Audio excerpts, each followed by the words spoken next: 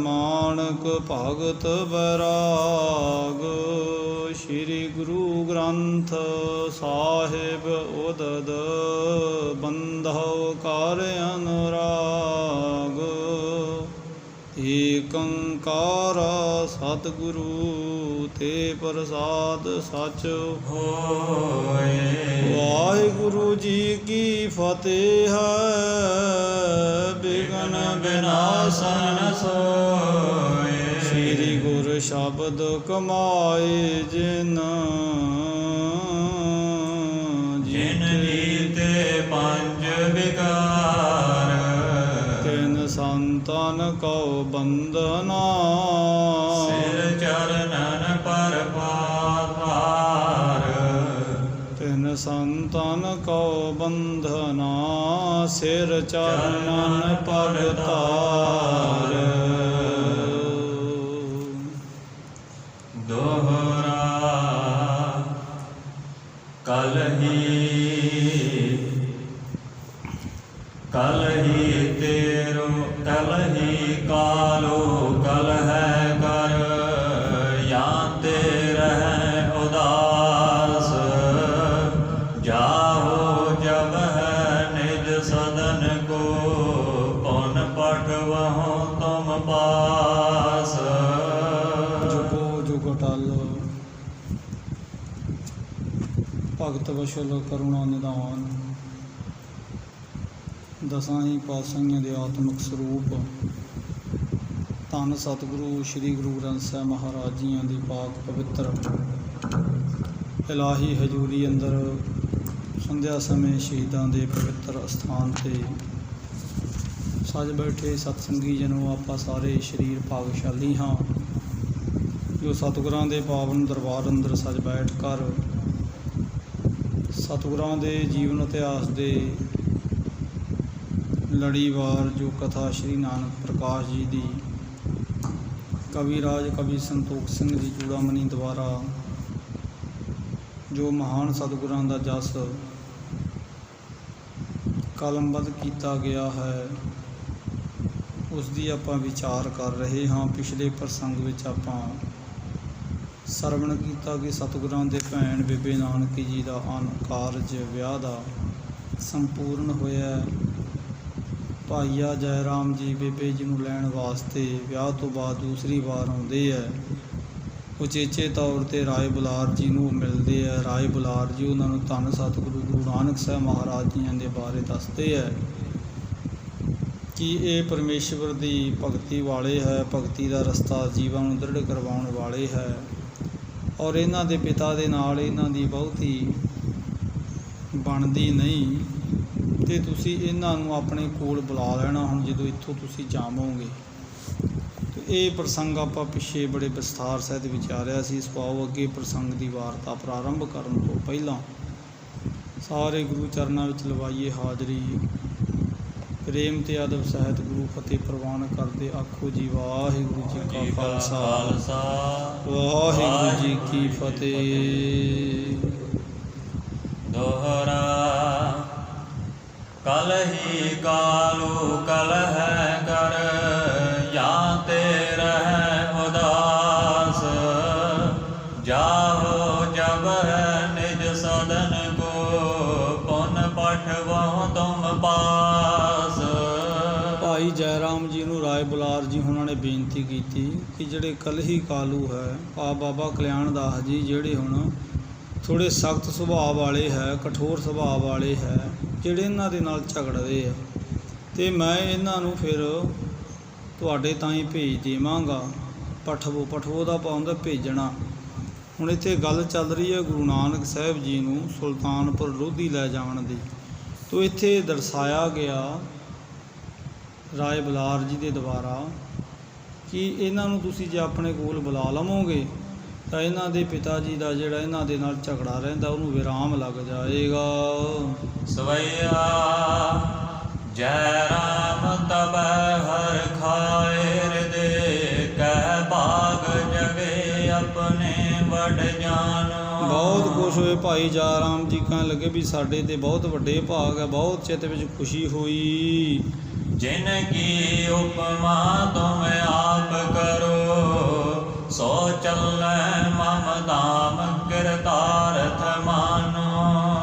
ਜਾਣਗੇ ਸਾਡੇ ਤੇ ਭਾਗ ਕਿਰਤਾਰਥ ਹੋ ਜਾਣਗੇ, ਜਿਨ੍ਹਾਂ ਦੀ ਉਪਮਾ ਤੁਸੀਂ ਕਰ ਰਹੇ ਹੋ। ਕਿਉਂਕਿ ਰਾਏ ਬੁਲਾਰ ਸੀ ਜਿਹੜਾ, ਇਹ ਨਗਰ ਰਾਏ ਭੋਏ ਕੀ ਤਲਵੰਡੀ ਦਾ ਮਾਲਕ ਹੈ।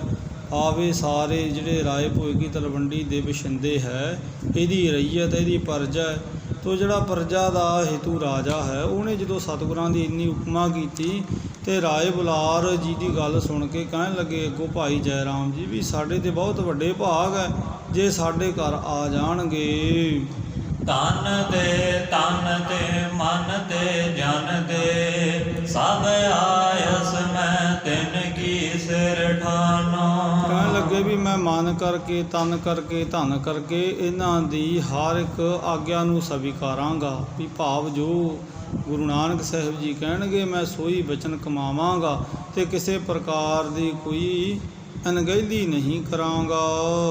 ਕਹਿਓ ਉਠ ਬੰਧਨ ਕੀਨ ਬੁਲਾਰ ਕੋ ਹੋਏ ਬਿਦਾ ਸੁਨ ਕੇ ਦਸਦਾਨਾ। ਇਸ ਪ੍ਰਕਾਰ ਉਹਨਾਂ ਦੀ ਬੇਨਤੀ ਨੂੰ ਸਵੀਕਾਰ ਕੀਤਾ ਹੈ ਰਾਏ ਬੁਲਾਰ ਜੀ ਨੂੰ ਦੀ ਤਾਈਂ ਔਰ ਨਮਸਕਾਰ ਕੀਤੀ ਹੈ ਭਾਈ ਜੈ ਰਾਮ ਜੀ ਨੇ ਔਰ ਆਪਣੇ ਸਹੁਰੇ ਪਰਿਵਾਰ ਵੱਲ ਨੂੰ ਆਏ ਹੈ। ਸੋਰਠਾ ਲੀਨ ਭਾਰ ਜਾ ਸਾਥ ਡੋਲੇ ਮਹਿ ਚੜਵਾਏ ਕਰ। ਭਾਈ ਜੈ ਰਾਮ ਜੀ ਆਪਣੇ ਸਹੁਰਿਆਂ ਦੇ ਘਰ ਆਉਂਦੇ ਹੈ। ਬਾਬਾ ਕਲਿਆਣਦਾਸ ਦੀ ਪੁੱਤਰੀ ਨੂੰ ਹੁਣ ਭਾਰਜਾ ਕਹਿੰਦੇ, ਇਸਤਰੀ ਨੂੰ ਆਪਣੀ ਭਾਰਜਾ ਨਾਨਕੀ ਜੀ ਨੂੰ ਨਾਲ ਲੈਂਦੇ ਹੈ। ਡੋਲਾ ਉਹਨਾਂ ਦਾ ਸਜ ਜਾਂਦਾ ਹੈ ਔਰ ਆਪਣੇ ਵਤਨ ਨਗਰ ਰਾਏ ਭੋਏ ਕੀ ਤਲਵੰਡੀ ਤੋਂ ਸੁਲਤਾਨਪੁਰ ਲੋਧੀ ਨੂੰ ਚਾਲਾ ਪਾ ਦਿੰਦੇ ਹੈ। ਮਿਲ ਸ਼੍ਰੀ ਨਾਨਕ ਸਾਥ ਸਾਸ ਸਸੁਰ ਕੋ ਨਮੋ ਕਰ। ਚੱਲਣ ਤੋਂ ਪਹਿਲਾਂ ਗੁਰੂ ਨਾਨਕ ਸਾਹਿਬ ਜੀ ਨੂੰ ਵੀ ਭਾਈ ਜੈ ਰਾਮ ਜੀ ਮਿਲਦੇ ਆ। ਆਪਣੀ ਸੱਸ ਮਾਤਾ ਤ੍ਰਿਪਤਾ ਜੀ ਔਰ ਸਹੁਰੇ ਬਾਬਾ ਕਲਿਆਣਦਾਸ ਨੂੰ ਉਹ ਜੁਹਾਰ ਕਰਦੇ ਹੈ, ਨਮਸਕਾਰ ਕਰਦੇ ਹੈ। ਸਨੇ ਪਰ ਸਾਥਾਨ ਸੁਤ ਦਾਸਨ ਕੇ ਕਰ ਗਇਓ। ਹੌਲੀ ਹੌਲੀ ਇੱਥੋਂ ਪ੍ਰਸਥਾਨ ਕੀਤਾ, ਭਾਵ ਇੱਥੋਂ ਕੂਚ ਕੀਤਾ ਤੇ ਆਪਣੇ ਵਤਨ ਨਗਰ ਨੂੰ ਪਹੁੰਚਦੇ ਹੈ। ਸਿਮਰਤ ਸਤੁਤ ਬਖਾਨ ਸ਼੍ਰੀ ਨਾਨਕ ਕੋ ਦੰਪਤੀ। ਭੈਣ ਨਾਨਕੀ ਜੀ ਦੇ ਭਾਈਆ ਜੈ ਰਾਮ ਜੀ, ਬੇਬੇ ਨਾਨਕੀ ਜੀ ਦੇ ਘਰ ਵਾਲੇ ਨੇ ਜਿਹੜੇ, ਉਹ ਰਸਤੇ ਦੇ ਵਿੱਚ ਹੁਣ ਸਤਿਗੁਰਾਂ ਦਾ ਸੁਜਸ ਕਰਦੇ, ਉਪਮਾ ਕਰਦੇ ਹੋਏ ਰਸਤੇ ਦਾ ਸਮਾਂ ਸਜਾਉਂਦੇ ਸਫਲ ਕਰਦੇ ਹੈ। ਸਵਈਆ ਤਾਂ ਬਸ ਚਾਤ ਰਹੇ ਜਸ ਪਾਤ ਕਹੋ ਤਸ ਗਾਥ ਸੁਨੋ ਸੁਖਦਾਨੀ। ਤਾਂ ਇੱਧਰ ਆਪਣੇ ਸਹੁਰੇ ਘਰ ਆ ਜਾਂਦੇ ਬੇਬੇ ਨਾਨਕੀ ਜੋ। ਇੱਧਰ ਜਿਹੜੀ ਪਿਛਲੀ ਗਾਥਾ ਹੈ, ਸਤਿਗੁਰੂ ਗੁਰੂ ਨਾਨਕ ਸਾਹਿਬ ਮਹਾਰਾਜ ਅਜੇ ਆਪਣੇ ਜਨਮ ਭੋਏ ਦੀ ਜਿਹੜੀ ਨਗਰੀ ਹੈ ਰਾਏ ਭੋਏ ਕੀ ਤਲਵੰਡੀ, ਉੱਥੇ ਹੀ ਅਜੇ ਸਮਾਂ ਗੁਜ਼ਾਰ ਰਹੇ ਹੈ। ਯੋਗ ਕੀਰਤਨ ਕੇਤ ਬਿਖੈ ਵਰਤੈ ਨਿਰਲੇਪ ਵਿਖੇ ਪਤਾ ਹਾਨੀ। ਸਤਿਗੁਰੂ ਦੇਵ ਜੀ ਹੁਣ ਆਪਣੇ ਆਪ ਤਾਂ ਹੀ ਨਿਰਲੇਪ ਰਹਿੰਦੇ ਆ, ਹੁਣ ਘਰ ਹੀ ਰਹਿੰਦੇ ਆ, ਮਾਤਾ ਪਿਤਾ ਜੀ ਦੇ ਬਚਨ ਵੀ ਸੁਣਦੇ ਆ, ਕਮਾਉਂਦੇ ਵੀ ਹੈ, ਪਰ ਆਪਣੇ ਆਪ ਤਾਂ ਹੀ ਸਤਿਗੁਰੂ ਦੇਵ ਜੀ ਹੁਣ ਛੁਪੇ ਹੋਏ ਹੈ, ਆਪਣੇ ਆਪ ਨੂੰ ਸਤਿਗੁਰ ਦੇ ਪ੍ਰਗਟ ਨਹੀਂ ਕਰ ਰਹੇ। ਭਾਵ ਸਤਿਗੁਰਾਂ ਦੀ ਮਹਿਮਾ ਦਾ ਭਾਵੇਂ ਹੁਣ ਰਾਏ ਬੁਲਾਰ ਸਮੇਤ ਹੋਰ ਨਗਰ ਦੇ ਕਈ ਪਤਵੰਤਿਆਂ ਨੂੰ ਪਤਾ ਲੱਗ ਚੁੱਕਾ ਹੈ ਸਤਿਗੁਰਾਂ ਦੇ ਹੁਣ ਮਹਾਨ ਪਰਉਪਕਾਰੀ ਹੋਣ ਦਾ, ਪਰ ਸਤਿਗੁਰ ਦੇਵ ਜੀ ਅਜੇ ਵੀ ਆਪਣੇ ਆਪ ਨੂੰ ਛੁਪਾ ਰਹੇ ਹੈ। ਜੈਸ ਬਦੇ ਰਹਿਓ ਗ੍ਰਸਤਾਸ਼ਰਮ ਹੈ ਅਜ ਲੋਕ ਪਰ ਤਛ ਕਹਾਣੀ। ਜਿਸ ਤਰ੍ਹਾਂ ਰਾਜਾ ਜਨਕ, ਭਾਈ ਗੁਰਦਾਸ ਜੀ ਵੀ ਕਥਨ ਕਰਦੇ ਆ, ਵੱਡਾ ਰਾਜਾ, ਵੱਡਾ ਭਗਤ ਰਾਜਾ ਜਨਕ ਹੈ। ਹੁਣ ਇਸੇ ਤਰ੍ਹਾਂ ਹੀ ਸਤਿਗੁਰ ਦੇ ਹੁਣ ਭਾਵੇਂ ਕਿ ਰਾਜਾ ਜਿਹੜਾ ਜਨਕ ਸੀ ਨਾ, ਭਾਈ ਗੁਰਦਾਸ ਜੀ ਕਥਨ ਕਰਦੇ ਹੈ ਵੀ ਉਹ ਗ੍ਰਸਤ ਆਸ਼ਰਮ ਨੂੰ ਉਹਨੇ ਧਾਰਨ ਕੀਤਾ ਹੋਇਆ ਸੀ ਤੇ ਵਿਆਸ ਰਿਸ਼ੀ ਦਾ ਪੁੱਤਰ ਸੀ ਸੁਖਦੇਵ ਮੁਨੀ, ਤੇ ਸੁਖਦੇਵ ਮੁਨੀ ਦਾ ਗੁਰੂ ਹੋਇਆ ਰਾਜਾ ਜਿਹੜਾ ਜਨਕ ਸੀ। ਤੋ ਇੱਥੇ ਦੱਸ ਰਹੇ ਹੈ ਭਾਈ ਸੰਤੋਖ ਸਿੰਘ ਜੀ ਲਿਖ ਰਹੇ ਹੈ ਕਿ ਸਤਿਗੁਰੂ ਦੇਵ ਜੀ ਇਉਂ ਰਹਿ ਤੇ ਘਰ ਹੀ ਰਹੇ ਹੈ ਪਰ ਨਿਰਲੇਪ ਰਹਿ ਰਹੇ ਹੈ। ਆਪ ਸੰਸਾਰਿਕ ਮੋਹ ਮਾਇਆ ਦੀ ਜਿਹੜੀ ਪਕੜ ਹੈ ਨਾ, ਉਹ ਤੋਂ ਉੱਪਰ ਹੈ ਸਤਿਗੁਰ ਦੇ। ਬਿਲਕੁਲ ਉਸੇ ਤਰ੍ਹਾਂ ਜਿਵੇਂ ਰਾਜਾ ਜਨਕ ਵੱਡਾ ਬਹੁਤ ਜਿਹਦਾ ਸਾਮਰਾਜ ਸੀ, ਜਿਹਦੇ ਕੋਲ ਬਹੁਤੀ ਧਨ ਸੰਪਦਾ ਸੀ ਪਰ ਉਹਦੇ ਪ੍ਰਭਾਵ ਤੋਂ ਮੁਕਤ ਸੀ ਅਤੇ ਜਿਹਦੀ ਅੱਜ ਵੀ ਸੰਸਾਰ ਵਿੱਚ ਗੱਲ ਚੱਲਦੀ ਹੈ। ਇਸੇ ਤਰ੍ਹਾਂ ਹੀ ਸਤਿਗੁਰਦੇਵ ਆਪਣੇ ਆਪ ਤਾਈਂ ਨਿਰਲੇਪ ਰਹਿੰਦੇ ਹੈ। ਪਾਵਕ ਬੀਚ ਵਿਭੂਤ ਛਪੈ ਤਿਵ ਰਾਖੀ ਛਪਾਏ ਕਲਾ ਗੁਣ ਖਾਨੀ। ਗੁਣਾਂ ਦੀ ਖਾਣ ਧੰਨ ਗੁਰੂ ਨਾਨਕ ਸਾਹਿਬ ਨੇ ਆਪਣੇ ਆਪ ਨੂੰ ਇਉਂ ਛੁਪਾਇਆ ਹੋਇਆ ਸੀ ਜਿਵੇਂ ਰਾਖ ਸਵਾਹ ਦੇ ਵਿੱਚ ਅੱਗ ਪਈ ਹੁੰਦੀ ਹੈ, ਪਰ ਉਹ ਅੱਗ ਪ੍ਰਗਟ ਕੀਤੇ ਹੀ ਪਤਾ ਲੱਗਦੀ ਹੈ ਨਾ। ਇਸੇ ਤਰ੍ਹਾਂ ਹੀ ਸਤਿਗੁਰਾਂ ਨੇ ਆਪਣੇ ਆਪ ਨੂੰ ਛੁਪਾਇਆ ਹੋਇਆ ਸੀ। ਸੋਰਠ ਲਖ ਨ ਸਕੈ ਅਨਜਾਨ ਬਗਹਿ ਸਿਆਸ ਮਿਲ ਬਰਸ ਪਰ। ਜਿਹੜੇ ਅਣਜਾਣ ਜਿਨ੍ਹਾਂ ਨੂੰ ਅਜੇ ਸਮਝ ਨਹੀਂ, ਉਹ ਹੁਣ ਇਹੋ ਜਿਹੇ ਸਤਿਗੁਰਾਂ ਦੇ ਪ੍ਰਤੀ ਜਿਹੜੇ ਬੋਲ ਹੈ, ਇਹੋ ਜਿਹੇ ਵਿਚਾਰ ਪ੍ਰਗਟਾਉਂਦੇ ਹੈ। ਕਾਜ ਕਠਨ ਜਗ ਜਾਨ ਬਿਨ ਮਤ ਹੋਏ ਨ ਆਵਈ। ਹੁਣ ਉਹਨਾਂ ਨੂੰ ਸਮਝ ਨਹੀਂ ਸੀ। ਕਾਜ ਕਠਨ ਜਗ ਜਾਣਹਿ ਬਿਨ, ਕਹਿਣ ਲੱਗੇ ਵੀ ਇਹ ਜਿਹੜਾ ਕਾਰਜ ਹੈ ਕਠਨ ਹੈ। ਹੁਣ ਜਿਹੜਾ ਕਾਰਜ ਸਤਿਗੁਰਾਂ ਦੀ ਮਹਿਮਾ ਸੀ ਨਾ, ਉਹਨੂੰ ਹੁਣ ਜਾਣਨਾ ਕੋਈ ਹਰ ਇੱਕ ਜੀਵ ਦੇ ਵੱਸ ਦੀ ਗੱਲ ਨਹੀਂ ਸੀ। ਹੁਣ ਜਿਹੜੇ ਅਣਜਾਣ ਜੀਵ ਸਨ, ਉਹ ਸਤਿਗੁਰਾਂ ਦੇ ਪ੍ਰਤੀ ਇੱਕ ਨਹੀਂ ਅਨੇਕਾਂ ਪ੍ਰਕਾਰ ਦੇ ਜਿਹੜੇ ਆਪਣੇ ਵਿਚਾਰ ਸੀ ਉਹ ਪ੍ਰਗਟਾਉਂਦੇ ਸੀ, ਪਰ ਉਹਨਾਂ ਨੂੰ ਨਹੀਂ ਸੀ ਪਤਾ ਵੀ ਸਤਿਗੁਰਦੇਵ ਜੀ ਆਪਣੇ ਆਪ ਤਾਈਂ ਕਿੰਨੇ ਮਹਾਨ ਤੇ ਪਰਉਪਕਾਰੀ ਸੁਭਾਅ ਦੇ ਧਨੀ ਹੈ। ਸ਼੍ਰੀ ਬੇਦੀ ਕੁਲ ਚੰਦ ਰਹਿਤ ਸਮਾਨ ਸੁਭਾਏ ਮੈਂ। ਸਤਿਗੁਰਦੇਵ ਜੀ ਬੇਦੀ ਕੁਲ ਦੇ ਕੁਲ ਚੰਦ, ਹੁਣ ਜਿਨ੍ਹਾਂ ਦਾ ਹੁਣ ਪ੍ਰਕਾਸ਼ ਬੇਦੀ ਕੁਲ ਵਿੱਚ ਹੋਇਆ ਹੈ, ਅਤੇ ਸਤਿਗੁਰਦੇਵ ਆਪਣੇ ਤਾਈਂ ਸਹਿਜ ਸੁਭਾਅ ਰਹਿੰਦੇ ਆ, ਇੱਕ ਸਮਾਨ। ਸਤਿਗੁਰਦੇਵ ਜੀ ਇੱਕ ਰਸ ਆਪਣੇ ਆਪ ਤਾਈਂ ਵਿਚਰਦੇ ਹੈ। ਕਮਲਨ ਸੇ ਮਤ ਮੰਦ ਕੈਸੇ ਸਕਹਿ ਪਛਾਨ ਸੋ। ਹੁਣ ਜਿਹੜੇ ਕਮਲ ਮਤ ਵਾਲੀ ਬੁੱਧੀ ਦੇ ਕਮਲ ਮਤ ਦੀ ਜਿਹੜੀ ਕਮਲ ਦਾ ਫੁੱਲ ਹੈ ਨਾ ਜਿਹੜਾ, ਉਹ ਸੂਰਜ ਦੇ ਪ੍ਰਕਾਸ਼ ਦੇ ਨਾਲ ਦੀ ਉਹ ਖਿੜਿਆ ਰਹਿੰਦਾ, ਅਤੇ ਜਿਉਂ ਹੀ ਸੂਰਜ ਦਾ ਪ੍ਰਕਾਸ਼ ਮੱਧਮ ਪੈ ਜਾਂਦਾ ਅਤੇ ਉਹ ਆਪਣੇ ਪੰਖੜੀਆਂ ਨੂੰ ਸੰਕੋਚ ਲੈਂਦਾ। ਇਸੇ ਤਰ੍ਹਾਂ ਹੀ ਹੁਣ ਜਿਨ੍ਹਾਂ ਜੀਵਾਂ ਦੇ ਕੋਲ ਹੁਣ ਵਿਵੇਕ ਬੁੱਧ ਨਹੀਂ ਹੈ, ਜਿਨ੍ਹਾਂ ਦੀ ਬੁੱਧੀ ਸੂਖਮ ਹੈ, ਸੂਖਮ ਜਿਨ੍ਹਾਂ ਦੀ ਮੱਤ ਹੈ, ਉਹ ਸਤਿਗੁਰਾਂ ਦੀ ਜਿਹੜੀ ਮਹਾਨ ਮਹਿਮਾ ਹੈ ਉਹਨੂੰ ਕਿਵੇਂ ਪਛਾਣ ਸਕਦੇ ਹੈ। ਆਓ ਸਤਿਗੁਰਦੇਵ ਜੀਆਂ ਦੀ ਮਹਿਮਾ ਤੋਂ ਅਣਜਾਣ ਹੈ। ਧਰਮ ਤੁਰੀਨ ਆਗਾਦ ਆਸ ਬਿਦ ਸਮਾ ਬਿਦਾਬਈ। ਨਾ ਜਿਹੜੇ ਹੁਣ ਧਰਮ ਦੇ ਧੀਰਜ ਹੈ, ਜਿਹੜੇ ਅਗਾਧ ਮਤ ਵਾਲੇ ਹੈ, ਅਸ ਸਮਾਂ ਬਿਤਾਵੀ, ਇਸ ਤਰ੍ਹਾਂ ਸਤਿਗੁਰਦੇਵ ਜੀ ਸਮਾਂ ਬਿਤਾ ਰਹੇ ਹੈ। ਆਪ ਸਤਿਗੁਰਦੇਵ ਜੀ ਇੱਕ ਰਸ ਆਪਣੀ ਮੌਜ ਵਿੱਚ ਵਿਚਰ ਰਹੇ ਹੈ। ਆਪਣੀ ਮੌਜ ਵਿੱਚ ਹੀ ਸਤਿਗੁਰਦੇਵ ਸਾਰੇ ਜਿਹੜੇ ਕਰਤੱਵ ਹੈ ਉਹ ਰਾਏ ਭੋਏ ਕੀ ਤਲਵੰਡੀ ਸਹਿਜ ਭਾਵ ਵਿੱਚ ਕਰ ਰਹੇ ਹੈ। ਚੱਲ ਕਰ ਆਇਓ ਸਾਧ ਏਕ ਦਿਵਸ ਤਲਵੰਡੀ ਕਾ। ਇੱਕ ਦਿਨ ਦੀ ਗੱਲ ਹੈ ਕਿ ਰਾਏ ਭੋਏ ਕੀ ਤਲਵੰਡੀ ਵਿੱਚ ਕੋਈ ਬਾਹਰੋਂ ਅਭਿਆਗਤ ਕੋਈ ਸਾਧੂ ਜਨ ਪਹੁੰਚ ਗਿਆ। ਕਬਿਤ ਰੀਤ ਤਨ ਸੰਤ ਕੀ ਅਤੀਤ ਬੈਠੋ ਆਨ ਇੱਕ ਨਗਰ ਬਹਿਰ ਬਰ ਆਸਨ ਡਸਾਇ ਕੇ। ਹੁਣ ਇੱਥੇ ਕਵੀਰਾਜ ਲਿਖ ਰਹੇ, ਉਹ ਜਿਹੜਾ ਸਾਧੂ ਸੀ ਉਹ ਹੁਣ ਆਪਣੇ ਤਾਈਂ ਸਾਧੂ ਭੇਖ ਵਿੱਚ ਸੀ, ਅਤੇ ਉਹਨੇ ਨਗਰ ਦੇ ਬਾਹਰ ਆ ਕੇ ਆਪਣਾ ਆਸਣ ਲਾ ਲੈਣਾ ਕੀਤਾ। ਤਾਹੀ ਸਮੇਂ ਸਹਿਜ ਸੁਭਾਏ ਗਏ ਨਾਨਕ ਜੀ ਬੈਸੇ ਕਰਤਾਰ ਕਰਤਾਰ ਤਾਂ ਸੁਣਾਏ ਕੇ। ਸਤਿਗੁਰੂ ਗੁਰੂ ਨਾਨਕ ਸਾਹਿਬ ਮਹਾਰਾਜ ਵੀ ਸਹਿਜ ਸੁਭਾਅ ਘਰੋਂ ਚੱਲੇ ਅਤੇ ਉੱਧਰ ਨੂੰ ਜਾ ਪੜੇ ਜਿੱਧਰ ਨੂੰ ਉਹ ਸਾਧੂ ਜਨ ਆ ਕੇ ਤਲਵੰਡੀ ਨਗਰੀ ਵਿੱਚ ਬੈਠਾ ਸੀ। ਉਹਨੂੰ ਜਾ ਕੇ ਸਤਿਗੁਰਦੇਵ ਜੀ ਨੇ ਕਰਤਾਰ ਕਰਤਾਰ ਕਿਹਾ ਔਰ ਉਹਦੇ ਪਾਸ ਬੈਠ ਗਏ। ਕੰਚਨ ਕੀ ਮੁੰਦਰਿਕਾ ਸੁਹਾਏ ਛੁਦਰ ਆਂਗੂਰੀ ਮੈਂ ਲੋਟਾ ਹਾਥ ਲਿਏ ਉਪਕਾਰੀ ਜੇ ਸੁਭਾਈ ਕੇ। ਸਤਿਗੁਰਦੇਵ ਜੀ ਦੇ ਹਸਤ ਕਮਲ ਵਿੱਚ ਇੱਕ ਲੋਟਾ ਸ਼ੋਭ ਰਿਹਾ ਸੀ, ਅਤੇ ਲੋਟੇ ਦੇ ਨਾਲ ਹੀ ਇੱਕ ਹੱਥ ਦੀ ਉਂਗਲ ਵਿੱਚ ਇੱਕ ਸੋਨੇ ਦਾ ਹੁਣ ਮੁੰਦਰੀ ਪਾਈ ਹੋਈ ਸੀ, ਇੱਕ ਸੋਨੇ ਦਾ ਘੜਿਆ ਹੋਇਆ ਜਿਹੜਾ ਭੂਖਣ ਸੀ ਨਾ ਮੁੰਦਰੀ, ਉਹ ਵੀ ਸਤਿਗੁਰਾਂ ਦੇ ਹੱਥ ਵਿੱਚ ਸ਼ੋਭ ਰਹੀ ਸੀ।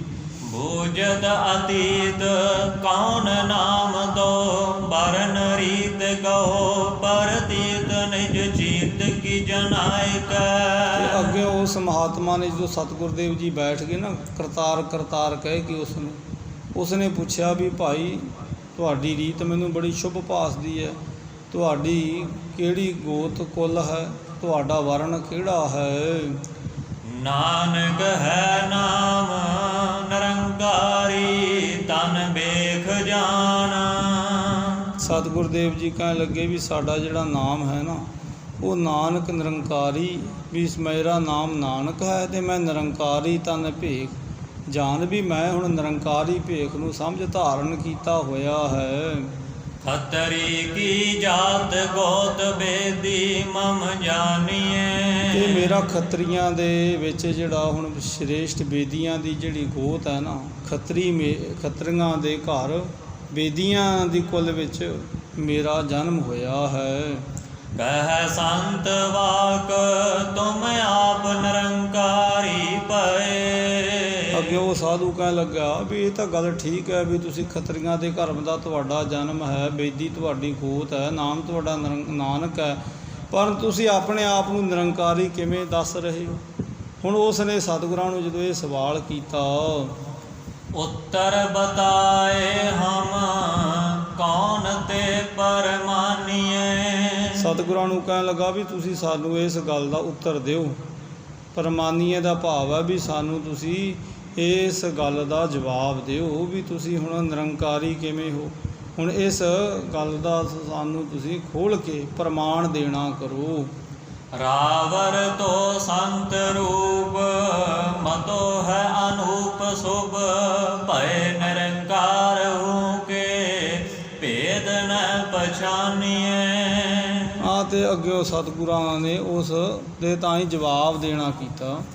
ਸਤਿਗੁਰਾਂ ਨੇ ਕਿਹਾ ਰਾਵਰ ਤੇ ਸੰਤ ਸਰੂਪ, ਕਹਿਣ ਲੱਗੇ ਵੀ ਸਾਡਾ ਜਿਹੜਾ ਹੈ ਨਾ ਸਰੂਪ, ਰਾਵਰ ਦਾ ਭਾਵ ਹੁੰਦਾ ਹੈ ਵੀ ਆਪ ਦਾ, ਵੀ ਮੇਰਾ ਜਿਹੜਾ ਤੁਹਾਡਾ ਸਰੂਪ ਹੈ ਉਹ ਸੰਤ ਦਾ ਹੈ। ਸਤਿਗੁਰਾਂ ਨੇ ਕਿਹਾ ਮਤੋ ਹੈ ਅਨੂਪ ਸੁਭ, ਹੁਣ ਤੁਹਾਡਾ ਜਿਹੜਾ ਸਰੂਪ ਹੈ ਉਪਮਾ ਤੋਂ ਪਰੇ ਹੈ। ਤੇ ਭਏ ਨਿਰੰਕਾਰ ਹੂੰ ਤੇ ਭੇਦ ਨਾ ਪਛਾਣੇ, ਹੁਣ ਤੁਸੀਂ ਆਪ ਹੀ ਹੁਣ ਪਰਮੇਸ਼ਵਰ ਜੀ ਦੇ ਪਿਆਰੇ ਭਾਸਦੇ ਹੋ ਤੇ ਹੁਣ ਮੇਰੇ ਵਿੱਚ ਵੀ ਹੁਣ ਕੋਈ ਭੇਦ ਨਹੀਂ ਹੈ। ਗੁਰੂਦੇਵ ਜੀ ਨੇ ਉਹਨੂੰ ਦੱਸਣਾ ਕੀਤਾ ਵੀ ਜਿਹੜੇ ਪ੍ਰਭੂ ਦੇ ਪਿਆਰੇ ਹੁੰਦੇ ਆ ਉਹ ਨਿਰੰਕਾਰੀ ਪੰਧ ਹੀ ਹੁੰਦੇ ਆ, ਤੇ ਜਿਹਦੇ ਕਾਰਨ ਕਰਕੇ ਨਿਰੰਕਾਰ ਦੇ ਵਿੱਚ ਤੇ ਉਸ ਦੇ ਪਿਆਰੇ ਦੇ ਵਿੱਚ ਭੇਦ ਨਹੀਂ, ਜਿਹਨੂੰ ਸਤਿਗੁਰਾਂ ਨੇ ਵੀ ਕਿਹਾ ਹੈ ਤੋ ਮੈਂ ਮੂੰਹ ਮੈਂ ਤਾਸ ਮੈਂ ਰੰਚਕ ਨਾਹੀ ਭੇਦ। ਇਸ ਗੱਲ ਨੂੰ ਇੱਥੇ ਸਤਿਗੁਰਾਂ ਨੇ ਦੱਸਣਾ ਕੀਤਾ।